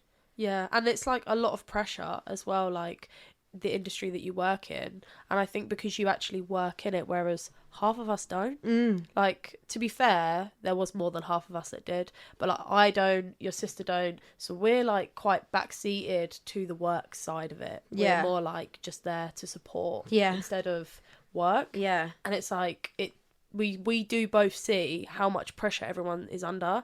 So when you guys are going through stuff, it's like you need more support than ever. And it's like, you're probably, you know, your friends probably do understand, but I know that if Alex was to talk to someone about some things and they're not a creative person, they probably don't understand. And it's like, if I talk to my friends about situations when me and Alex are in a bit of conflict, because of his lifestyle and his work, it's hard to get people to understand that it's not just because of what we're going through, it's also because of this lifestyle. Because even though I'm not working in this same sector, I'm still a massive part of it. And I do feel the pressure sometimes. It's about true. You know, when people are like, oh, it's just sit around and do nothing. That is a fucking lie. That is a barefaced lie. It's like constant work all the time. Constant. At silly no normal routine whatsoever. No. Whereas I've raised myself for the last year to try and be under routine. I've learned just give up. Stop trying to have routine. Just try and make a list of things you want to do every day. And just try and get stuff done. And not look at stuff as such a whole picture. Is something that I'm teaching myself often, to actually, with my ADHD, everything can just get so overwhelming, and I look at everything like, oh my god, I'm not where I wanted to be at this time of this, at this point in this year. I'm not where I wanted to be with my music, and I'm failing, and other people are doing this and it's just failing. And then I have to like just stop myself and then write down, you know, my next, like, what I'm going to do in the next month, what I'm going to do in the next 6 months. And then I write down those goals, and then I just have to try and like take each thing as it comes. One step at a time. Rather than looking at the whole thing. And I get myself in those states often with looking at I everything. actually feel like emotionally paralysed when that happens. It's so like, true. I lived on that couch this past week because I've just been so overwhelmed. Completely true. And it's so weird. Like, to me, all of this stuff is normal, but then when I'm around other people and I realise that it is like a mixture of ADHD and BPD, like those two, as especially then with the autism as well, as like a mixture, they just stop you from doing stuff. You're just suddenly a bean, and you're just like, you don't feel anything, and you just can't do anything, Yeah. And then you're just stuck and you're like, okay. And then my brain, because of the BPD, is like, well, you might as well just kill yourself because what's the point living? Yeah. And then I'm just like, well, this still day, isn't really? Yeah, I'm just gonna lay sometimes here you're today. like, well, if I wasn't so scared of doing it, I probably would have. Literally. And it's just like, oh, well, that's tough. Try again tomorrow. I do get like super like OCD with a lot of things though. That was the first thing I was ever told by a doctor that I had was OCD. Yeah. So like I get really obsessed, especially with people, because of the whole like, abandonment stuff. And Okay, that. yeah. So I'm just like, oh my God, what are they thinking? What's going on in their life? Stalk. So when people are like, oh, you're really good at finding stuff. Yeah, I know. I've done it, practiced it, years. I could find anything and everything I want. Like, have you seen that stuff on TikTok about those fucking change subject, something really morbid. So about those Idaho murders. No. So there was these college students. Well, I don't know whether that means uni in America. Okay. I can't tell. College students is like uni, yeah. Yeah, so there was these kids that all lived in like a accommodation, and I think there was meant to be 6 of them, or 4 of them or something, but like more than half of them got murdered, and there was like no answer why. And there's this guy, and I found out everything about him. I found his Reddits, I found like everything, and then I'm seeing him all on TikTok, like, oh, I found that. Oh my goodness. No way. So Yeah. this student or? I think he was a student, and then he was a teacher, but he lived like 2 hours away. Oh. So it was obviously like planned. So in his Reddits, he was like asking people to fill out. He was asking ex-cons. So obviously not successful criminals because they got caught, right? Don't know why you'd ask ex-cons, but anyway, that's not the point of this. And he was asking them to fill out surveys about crimes they'd committed, especially things like murder. So like some of them were a bit vague, and then it got really in depth. It was like, how did you feel when you had to leave the scene of the crime? And all this stuff because he was studying psychology. And it was like... I got obsessed. Yeah, it was like, dude, you were planning how to do this.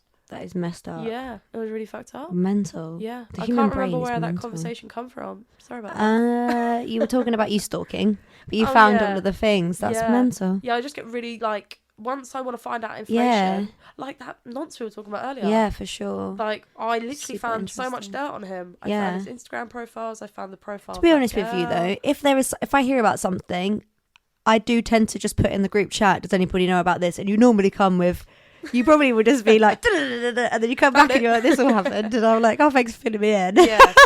It's really easy to find. Yeah. And I used to be like, I think it's also because when I was in my previous relationship, I used to get cheated on. And I used to be really good at finding out. Not that that's something to flex, but yeah, just knew what was going on. I used to know all the tricks of all the social medias back then. I don't know if they do them all anymore. No, Like yeah. you used to, I think you can only do it on a PC now. But if you go into like a Facebook search bar, this gonna sound so psychopathic. But like if you go into a Facebook search bar, you can be like, say for instance, I wanted to find out how many interactions you and my boyfriend had. I would write his full name, your full name, but I would start it with relationship between these 2 names. You just put the and sign, and it would show every like you had exchanged between each other, every comment, every single, like whether you were friends, every conversation apart from your messages. And people used to be like, how the fuck do you know that? Oh my goodness. And I'm like, I don't know. I think I just searched 2 names one day, and then It came up. yeah, And then you're like, oh my gosh, and I was I like, figured it "Ooh, out. What else can I do? That's crazy. Yeah, and that's how I found everything out. People used to be like, just because someone likes my stuff doesn't mean they're cheating. When you're 17, yes it does. When you're this age, it probably doesn't. But like when you're like 17, yes That it is does. hilarious. Yeah, mental. Yeah, it's true. They were the likes and comments and stuff meant so much more back then. Now it's just I have no idea what's going on. Yeah, I think people would feel like a lot better about social media if there was no such thing as public likes and comments. Like, even if it was like, I even think the numbers are bad. I think the numbers are bad as well. Because I think even as someone that is trying to get their content out there, I think even statistics are not that good for people that are behind it trying to care about the statistics. Yeah, and I think it makes you say if you make like a really, really good bit of content, then if it doesn't do as well as something else, you then view that content as not as good as something else, even if that content is better. And it is hard, like algorithms are pretty yeah. shit. I said that so wrong. Algorithm. Algorithms, yeah, because like basically back in April, a festival like paid for promotion on like a post of mine to like help promote it. And like I'd been working on, obviously like I did social media for like living for like 4 years prior to this. Yeah. So like I'd been working on my own social media for however long, and then by them doing that, basically like did a thing to that algorithm where like it then stopped showing my stuff to anyone because it basically wanted me to pay more to promote my next thing.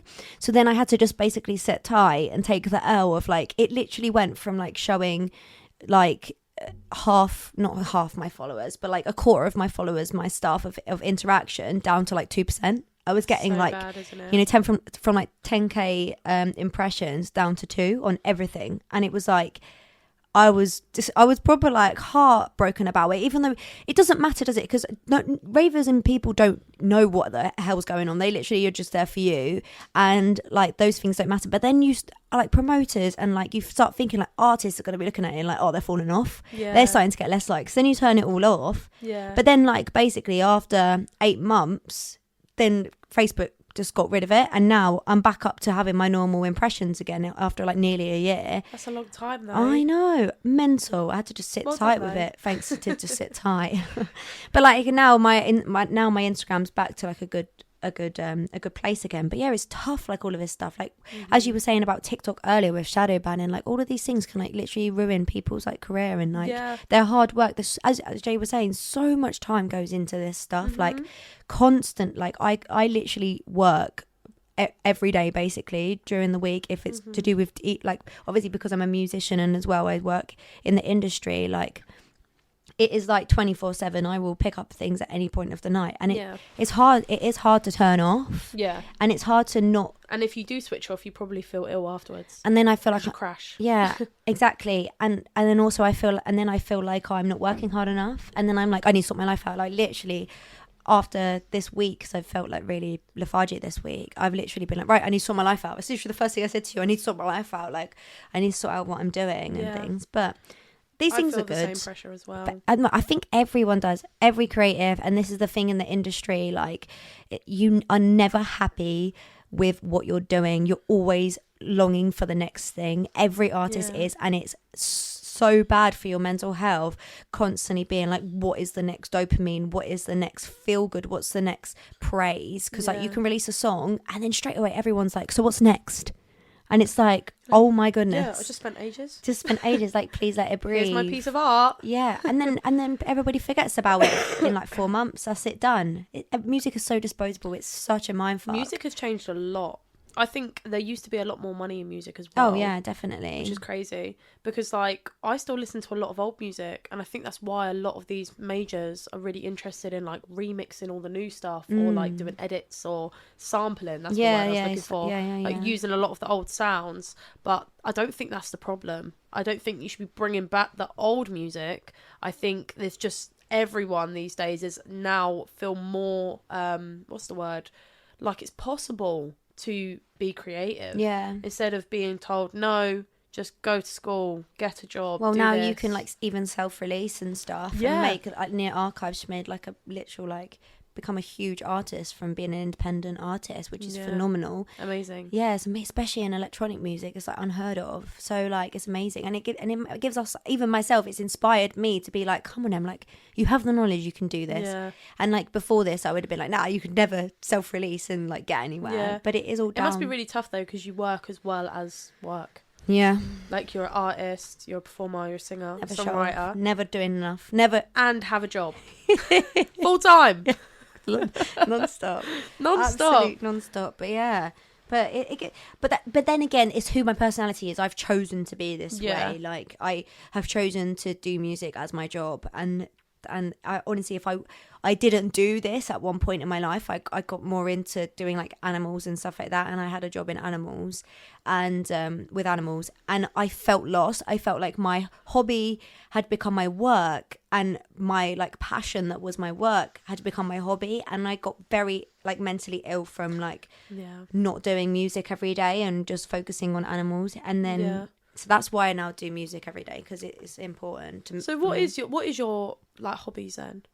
animals. I'm absolutely obsessed with animals. I absolutely. What, like just going to visit, or like, you know, when you go like Well, feeding? basically, when I left school, I trained as an animal nutritionist. That's really cool. Yeah.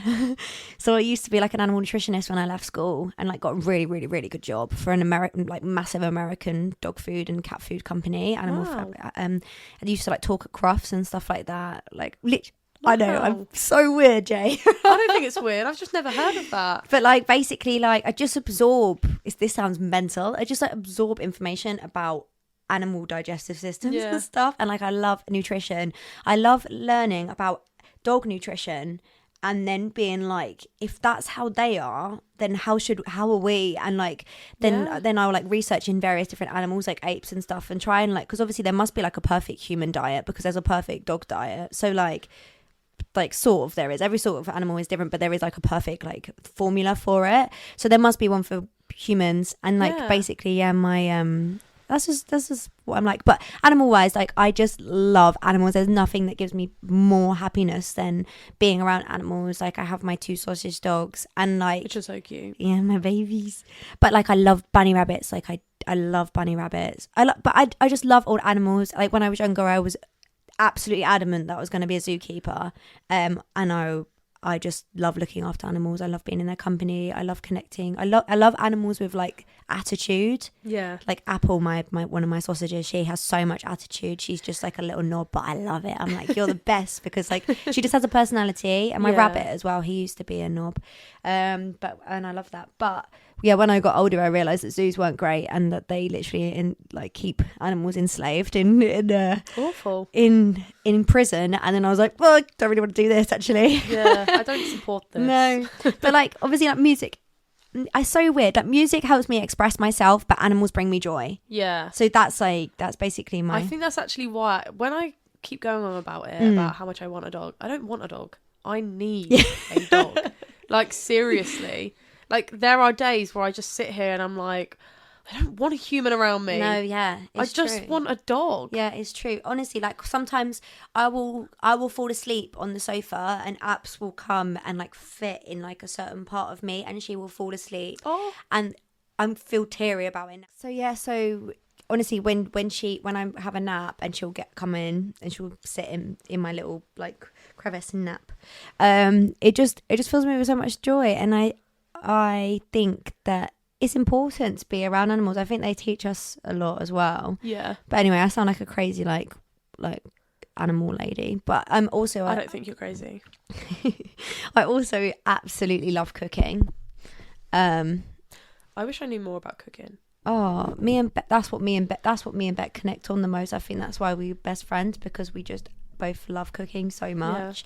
Are you guys going to pursue that risky recipes? Well, the thing is that we need to get on it, because like, you know, we cook every single day. We cook like amazing. Becca made the most amazing burritos last night. Like we cook like really intense thing. We made this cheesecake and stuff, and like I don't know. I think that like you were saying about doing on TikTok and stuff instead and things, and we should, because I think that like obviously like being like vegan and stuff, I know that people think that it's like, oh my God, I can't make anything, like that's a lot of work. A lot of people say to me, if I had a chef, then I would be more inclined to do it.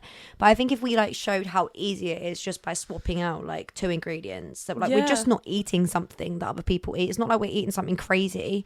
We're just not eating something, and we're just replacing it with something else. And I think then people would be maybe more inclined, especially. Absolutely. Yeah, but yeah, anyway. Yeah, no, I actually agree. I think I always found it really like hard to understand until I went gluten-free, and I was like, oh my God, this is fucking hard. Like changing a diet, it's not about there not being options, it's that you have to educate yourself. You have to just go on the fucking internet. It's all there. Yeah. So you can just be like, what can I replace this with? And there's so many, everyone's honest, everyone's open about it. It's just the thought of it, I think, freaks people out. Yeah. But like, maybe just set up, you've got like a pretty decent camera from what I've seen on your Instagram, from whenever you filmed like you singing and stuff. Oh. So you could probably just stick it up in the kitchen, just wherever you probably don't use. Yeah. And then you can just like every now and again show people what you're doing. And then when you feel a bit more confident with it, just put it right in front of you. Yeah, that's so important. And there's like, you know, there's probably loads of like YouTube tutorials these days anyway on how people use the camera angles.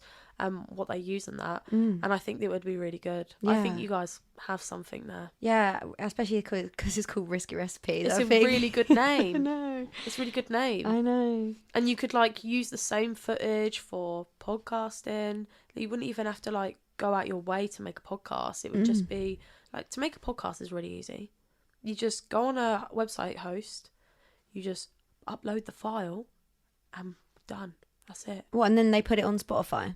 They put it on everything. Oh, wow. Yeah. So you literally, I mean, when I first set it up, I think it goes straight on Spotify, but you just have to make accounts of all of them. So you put like visit website, most of it uploads for you, and then a handful of websites you have to like create a user, but then it uploads it for you anyway, because it's all done by one link. Oh. So it's called like an RSS feed.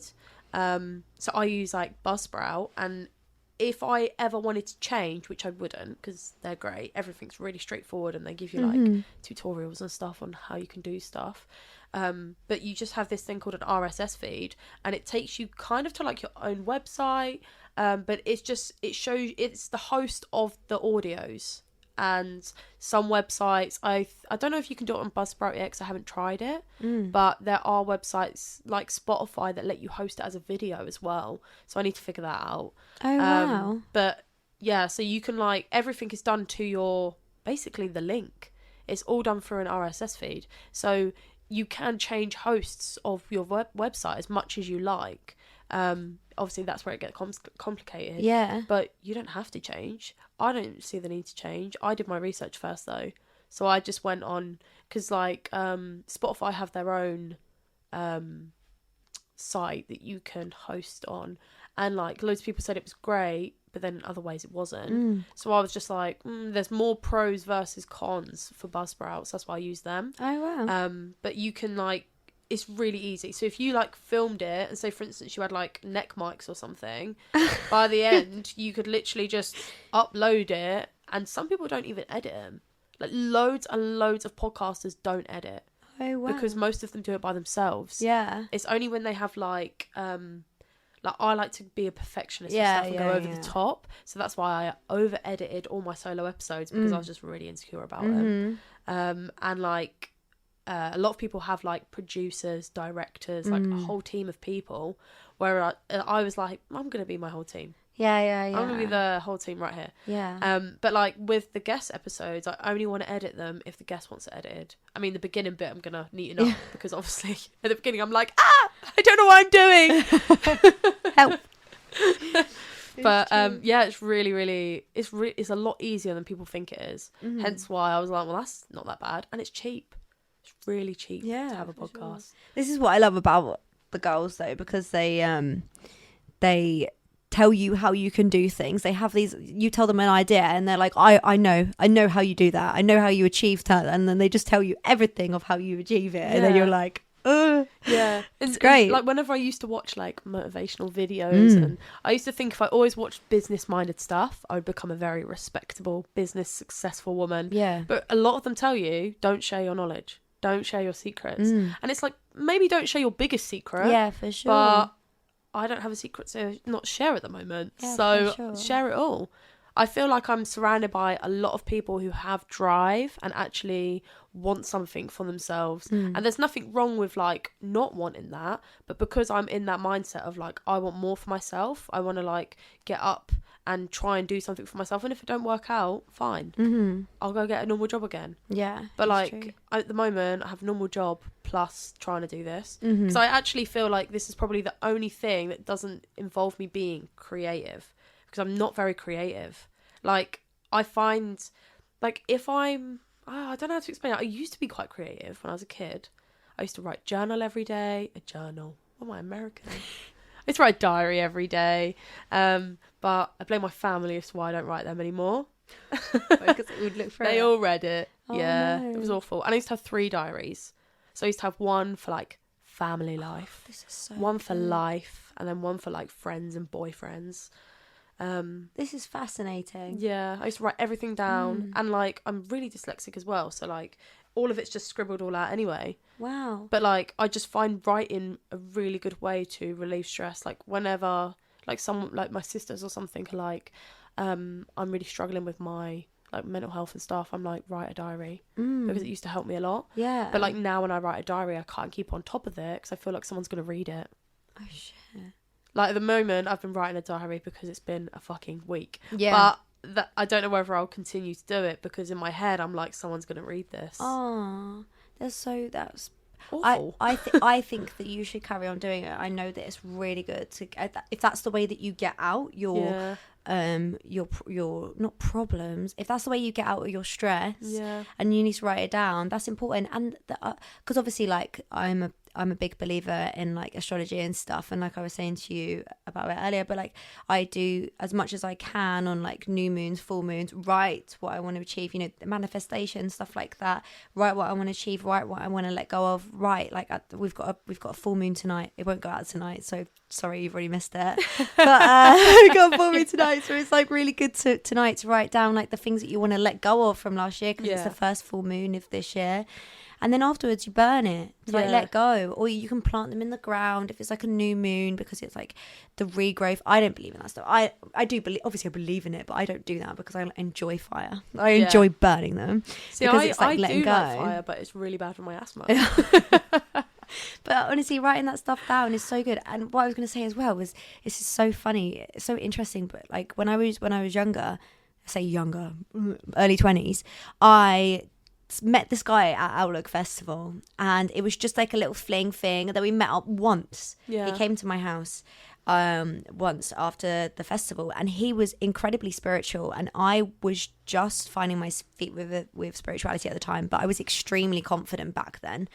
And he used to write a journal, and he used to be like, "Oh, you don't journal?" And I was like, sorry, what are you talking about? This is not normal. I was like, what? And he was like, and I feel bad now because he was now I'm older and now I'm more wise. I know that he was actually in a much better place than where I was. And I was just nasty that I like took the piss out of him writing a journal. But anyway, he basically, after he left my house, he had gone to under my pillow and left me a journal. Oh, now we say right now. But when I was younger, I was nasty, and I was like, what a weirdo leaving me a journal. And now I'm like, what a man. Yeah. That's amazing. How cool is that he was like wanting to do, and he was like, he like meditated and did all these cool things. And after that, I never spoke to him again because I was like, what, how strange leaving me a journal. And now I get that it is really important to write your stuff down. And back then I was just naive and a nasty bitch. And now I'm like a completely different person, and just like, what cool also thing. The younger you are, the more you think there's only one way of life. Oh, honestly, it's so you don't true. realize that even though people are like, oh, it's good to be unique, it's good to be different, it's like no one is the same. It's not about trying to be unique. If you're trying to be unique and trying to be the most different as you can, you seem more the same. Whereas if you're just yourself, you realize that no one is the same. No one is like the same as another person. And it's like, makes you feel very accepting of things. Yeah. And also makes you a bit insecure. It really, I think it's mad, isn't it? Because like, I was such a confident person when I was younger, but I was naive. I was incredibly naive. I didn't actually know the way of the world. And I literally thought that the way I saw, like, you're just a lot more narcissistic when you're younger. I think you think that your way is the way. And if people don't see it that way, then they're just wrong. They're just wrong. But then I got broken down. I would say like over the... By men. Yeah, by men over the last like 5 years. Now I'm nearly 26 next month.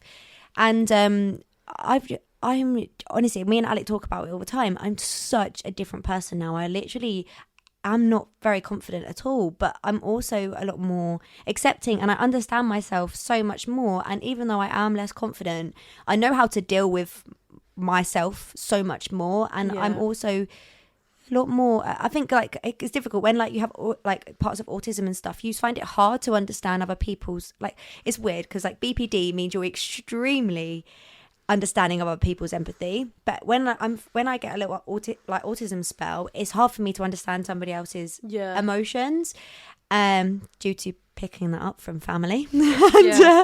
And like thanks family. and it's just like, it's interesting now being at the age I am, because I'm super aware of other people's emotions. I'm super aware of when things get too much for me, and I might be showing somebody else and not caring about somebody else's emotions as much. And I think it's weird, isn't it? Because as you grow up, you suddenly just go, oh, how did I know so much stuff all of a sudden? Yeah. And then you get worried that you've lost yourself, because I was like, oh my God, I used to be such a bad bee, and I used to like not care. Yeah. And now I'm like, oh my God, I've so lost myself, but I haven't. I'm a lot more happier. Yeah. Absolutely. More at peace. Yeah, I'm so much more at peace. I'm so much more understanding. I understand. I used to beat myself up in my brain so much for being the way that I was, and now I just completely get it. And it helps you calm down as well. It does. It really does. Sometimes I just get really overwhelmed by like anything. Everything. Honesty. Seriously, it's true. Yeah. I think also like growing up as well, like once I was able to leave my family home and actually become 18, and I was like, I'm finally allowed to be independent, that is when I felt like the most freedom and the happiest, is when I first moved out my mum's house. Like, well, not the first time, I think it was like the fourth, but it was like when I actually was old enough to sign a legal document to say I am the tenant of this house, like I am in charge. And that independence alone was what definitely kickstarted a lot of my confidence, and just happiness in general. See, I think that's so interesting, because obviously lots of people have that with uni when they go to uni and get out of their house. Massively. But this is probably why I find you so inspiring, because you talk at such a higher age than you are, and you teach me about these things, because obviously, like, you know, my situation with my life and stuff, and like how it is really hard. I'm stuck in like a situation, and like that's really interesting how you've just said that, because that's something that I long for, and I know that I'll get at some point, but it is, you absolutely will. Yeah. And it seems like you want to do it as quick as possible, but just like trust your gut and everything. Yeah, it's true. And like this, like any sort of negativity that is nothing to do with you, it's not stuff that you can control. You just have to sort of like, it's happening soon. It's happening soon. Yeah. Because I spent years just wanting to actually like end my fucking life. Yeah. And all sorts of stuff like that. Because I just wanted to get out. And like, it got to a point where I was in and out of my mum's house for a few years. Like living in different places, living with my friends, living with my brother and sister's dad. And like all this sort of stuff. And there was never any point that I was happy because I didn't have a home. Yeah. Like, you can have a house, but you need a home. Yeah. A home is like a feeling, Yeah. not necessarily a destination. Yeah. And I really needed a place where I felt comfortable, where I wasn't going to be criticised, and I wasn't going to feel like somebody else was going to take it away from me and be like, no, you're not allowed in. Like, I used to be like, sometimes I would come home like just past my curfew, because my curfew was like a kind of reasonable time, but like sometimes I would finish work at like 9 o'clock and I would go to the gym, which was in Milton Keynes Centre, and then I'd have to get a bus home, so I had to do all of that within 2 hours of finishing work, and I'd be late, and then my mum would lock me out the house and be like, go stay somewhere else then. I'd be like, fuck, who the fuck is awake at 11 p.m? No one. So just being able to like not have that issue. Yeah. Because I had a house key. Yeah. My mum would leave the key in the door, so I couldn't open the door or the latch on the door or something like that. Although I did used to climb through the window. Look at you looking all cheeky with that. It's because it true. was a really small window. I was really proud. Honestly, it's so strange. Like, I was like this with my with my boyfriend. Like, when I started to stay at his more, and I would be like, is it okay if I have a shower now? And he would be like, yeah. And I'd be like, but the time? And he'd be like, what do you mean? And I'm like, it's late. Like, is it going to annoy anyone? And he's like, what are you talking about? And like, I never realised the restrictions on my life with everything because of my parents. Yeah, house rules. And like how you just, honestly, like when I go back home, just the feeling of sadness that I feel, and I hate myself for feeling like that, because obviously I love Beck so much and I want to be with her. I feel bad that I'm not with her and like stuff, and my dogs and stuff. But it is a feeling of like restriction and not being able to just be you, and just constantly feeling like a burden or an inconvenience. Like, that's how it makes me feel, being too loud constantly, like playing the piano, making a noise. Oh, it's noisy today. Like those little comments of just things, and it's just like, it really breaks you down in your character. And that's just, it is tough, because I get that feeling where I don't feel like I have a home, because I don't feel like like I have a thing anywhere. But we speak about this often for myself and how I feel. But like, yeah, hopefully, but it's not like it doesn't really bother me that much. Like I'm not that saddened by it because I know that it's gonna be okay at one point. And also, I'm so lucky to have the situations that I am in and being able to have like a family home. Do you feel like more independent now that you have like more than one place? Yeah, I just feel really bad that I'm not at home to support Beck. I do feel bad about that. Like I go home like maybe once a week, and I probably, this is something that I probably need to start working on, just like rebuilding that. But it's tough because I don't feel. It is tough. And I think also it's because you still feel like you live there at the same time. So it's a lot harder when you're still in that situation. Yeah, it's true. Whereas like my mum and I, it took us a really long time to begin trying to build a new relationship between us. It took a really long time because, you know, after all that, we didn't speak when she kicked me out. We didn't speak through the whole process. Literally the day I was moving out, I had all my friends help me do it within 2 hours. And like literally like a relay race through my house. So it was just pass all my stuff out the door, just get it all out, because my mum wasn't home as well. And she just left a note or she had like a whiteboard in the kitchen where she'd write like notes and stuff. And she just put, Jay, post your keys through the letterbox. And that was like it. And all my friends were just like, oh. Like sometimes trying to describe it to people, like the situation you're in, they're like, it's probably just because you're an asshole to your parent. And it's like, am I? Not to say I'm like a fucking angel, but you know, things like that I think are really inappropriate. And then you know, like I didn't bother speaking to my family for months because me and my sister didn't really speak. My youngest sister and I spoke a bit. But she was quite young at the time, so I don't know if she really understood what was going on. But like my mum and I didn't speak for like 6 months. I only showed her the house because I was moving out of it. When I had to move out and move into a new flat, I literally showed her the last week. Wow. I was like, that's so difficult. Yeah. I find that. But like I felt 1000% happier. I was like, absolutely fine with it. I was like, don't care. At the time, I was just like, I don't care if I don't have any family. Like obviously, I don't feel like that now.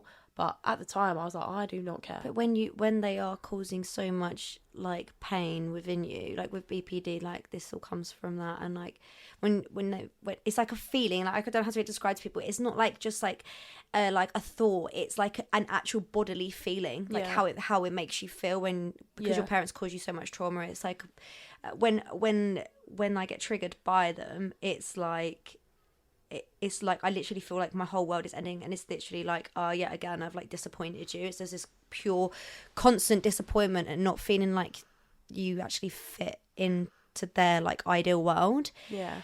But oh my gosh, I've lost my thought. But yeah. But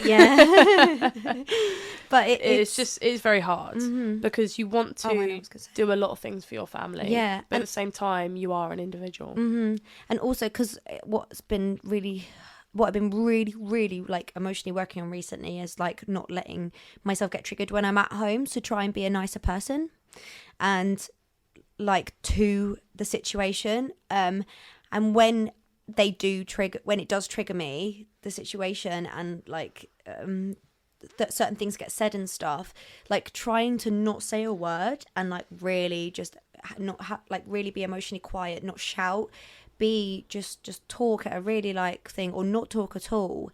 And like you feel like really hard. It's so tough. It is so tough, and I actively try and do it, but it makes me unhappy. And then like I'll voice and I'll be like, I'm unhappy here, and then that obviously hurts my sister's feelings because like it's such a tough thing, and people don't obviously like so many people go through this sort of stuff, and none of us talk about it. But also people don't realize like how difficult. I think us talking about it will help a lot of people though. Yeah, I think so. Like parents are tough, especially when you have parents who aren't at all interested in changing and don't put anything in to even become aware, and like you and your siblings are so aware of everything they do because you have to learn to survive, to adapt yourself, and also to survive in the normal world where you go out in the normal world and you drop a glass and it doesn't matter.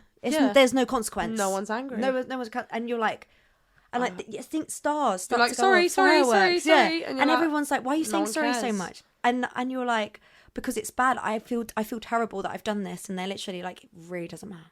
Really doesn't matter. 99p from Asda. Do you know what I mean? Yeah. And you're like, wow.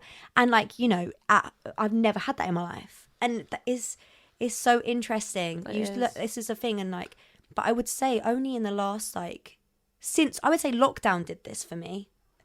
In lockdown, being around that energy all the time, like I didn't really realize it at the time, but then when I came out of it and I went back into and then meeting Alec and how chill he is and how nothing matters, and it's just like we're just trying to be happy people. It was like, whoa. Yeah. I'd never experienced this before. I'd never experienced where there isn't, if something doesn't have a consequence, it doesn't matter. Yeah. I think sometimes I can still be a bit high rate about things. And, you know, even the mess around the house, I think that's... Oh, yeah. It's not just an OCD thing. It's a routine thing. Like, but Alex and I do fall out over it sometimes. Not like as a dramatic thing, but like I'll get the arse. And he does more than most men. He really does. He literally does more than most. 100%. When I tell people the amount of stuff he does around the house, they're like, you're lying. And I'm like, no.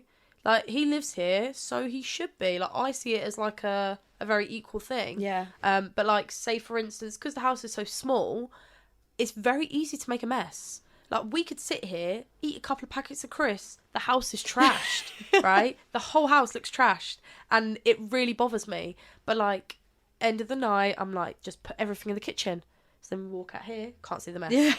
If you want to wash up, do it tomorrow. It's fine, because I hate washing up too. But like, things like that really bother me, and I get really overwhelmed by mess. I get so overwhelmed by mess, but I'm very messy. yeah, but I'm really messy.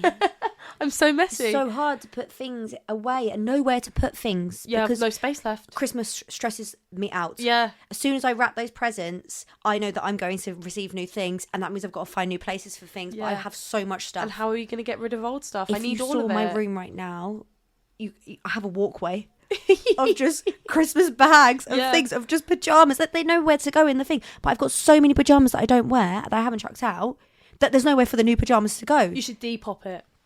No, see, this is the other thing. I can't do things like that. Okay. Because it takes up too much time and attention.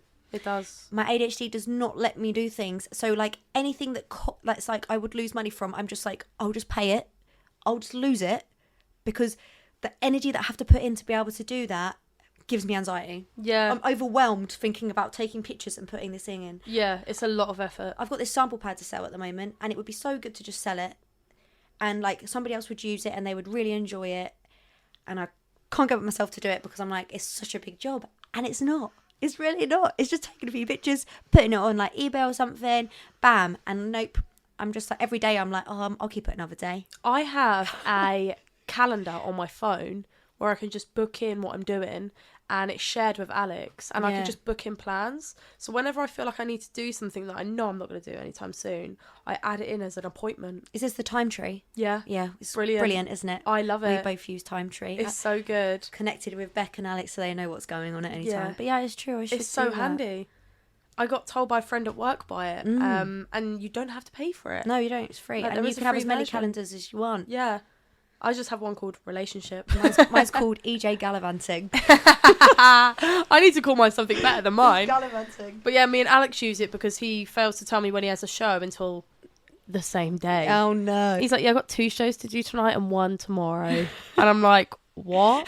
I thought we were going to do something. Like, I thought you were off. So that's why I was like, right, just tell me all the dates. Yeah, tell me all the days, put it in. Yeah. And then I'll still get a phone call from Beck being like, are we doing anything this day? And I'm like, look at Check the calendar. the calendar. Look at the calendar. And Alec would be the same. It's like, is something going on? I'm like, check the calendar. Yeah. Why can't nobody else check it? Yeah. But then I'm Alex is the I'm same. extremely. This is where I understand my personality so much from my different orders of BPD disorder and ADHD and autism. And my autism is that I am very good with dates. I love calendars. I love organisation. I love with calendars. Dates. I love dates. I can. Goddard once was like, I'll give you a date. Tell me what day of the week it is. And I gave it to him straight away. And he was like, oh my God, you're crazy. And I was like, I don't know. I just love dates. I just love dates. I love animals and dates. Free that day. was so strange, man. We Yeah. were going to Sundown, and I was like, I'm really good with dates, and he was like, all right, what day is the 3rd of March? And I was like, oh, I've got to work it out. Wait. You're actually going to be able to figure it out. Is it a leap year this year? No. No. Wait, I'm actually going to... I can do it, but I'm stressed. You're on the spot. That's why. She's on the So spot. the 27th is a Sunday, and then the 28th is a Monday, and then the 1st is a Tuesday. The 2nd is a Wednesday, so the 3rd must be a Thursday. Should we fact check that?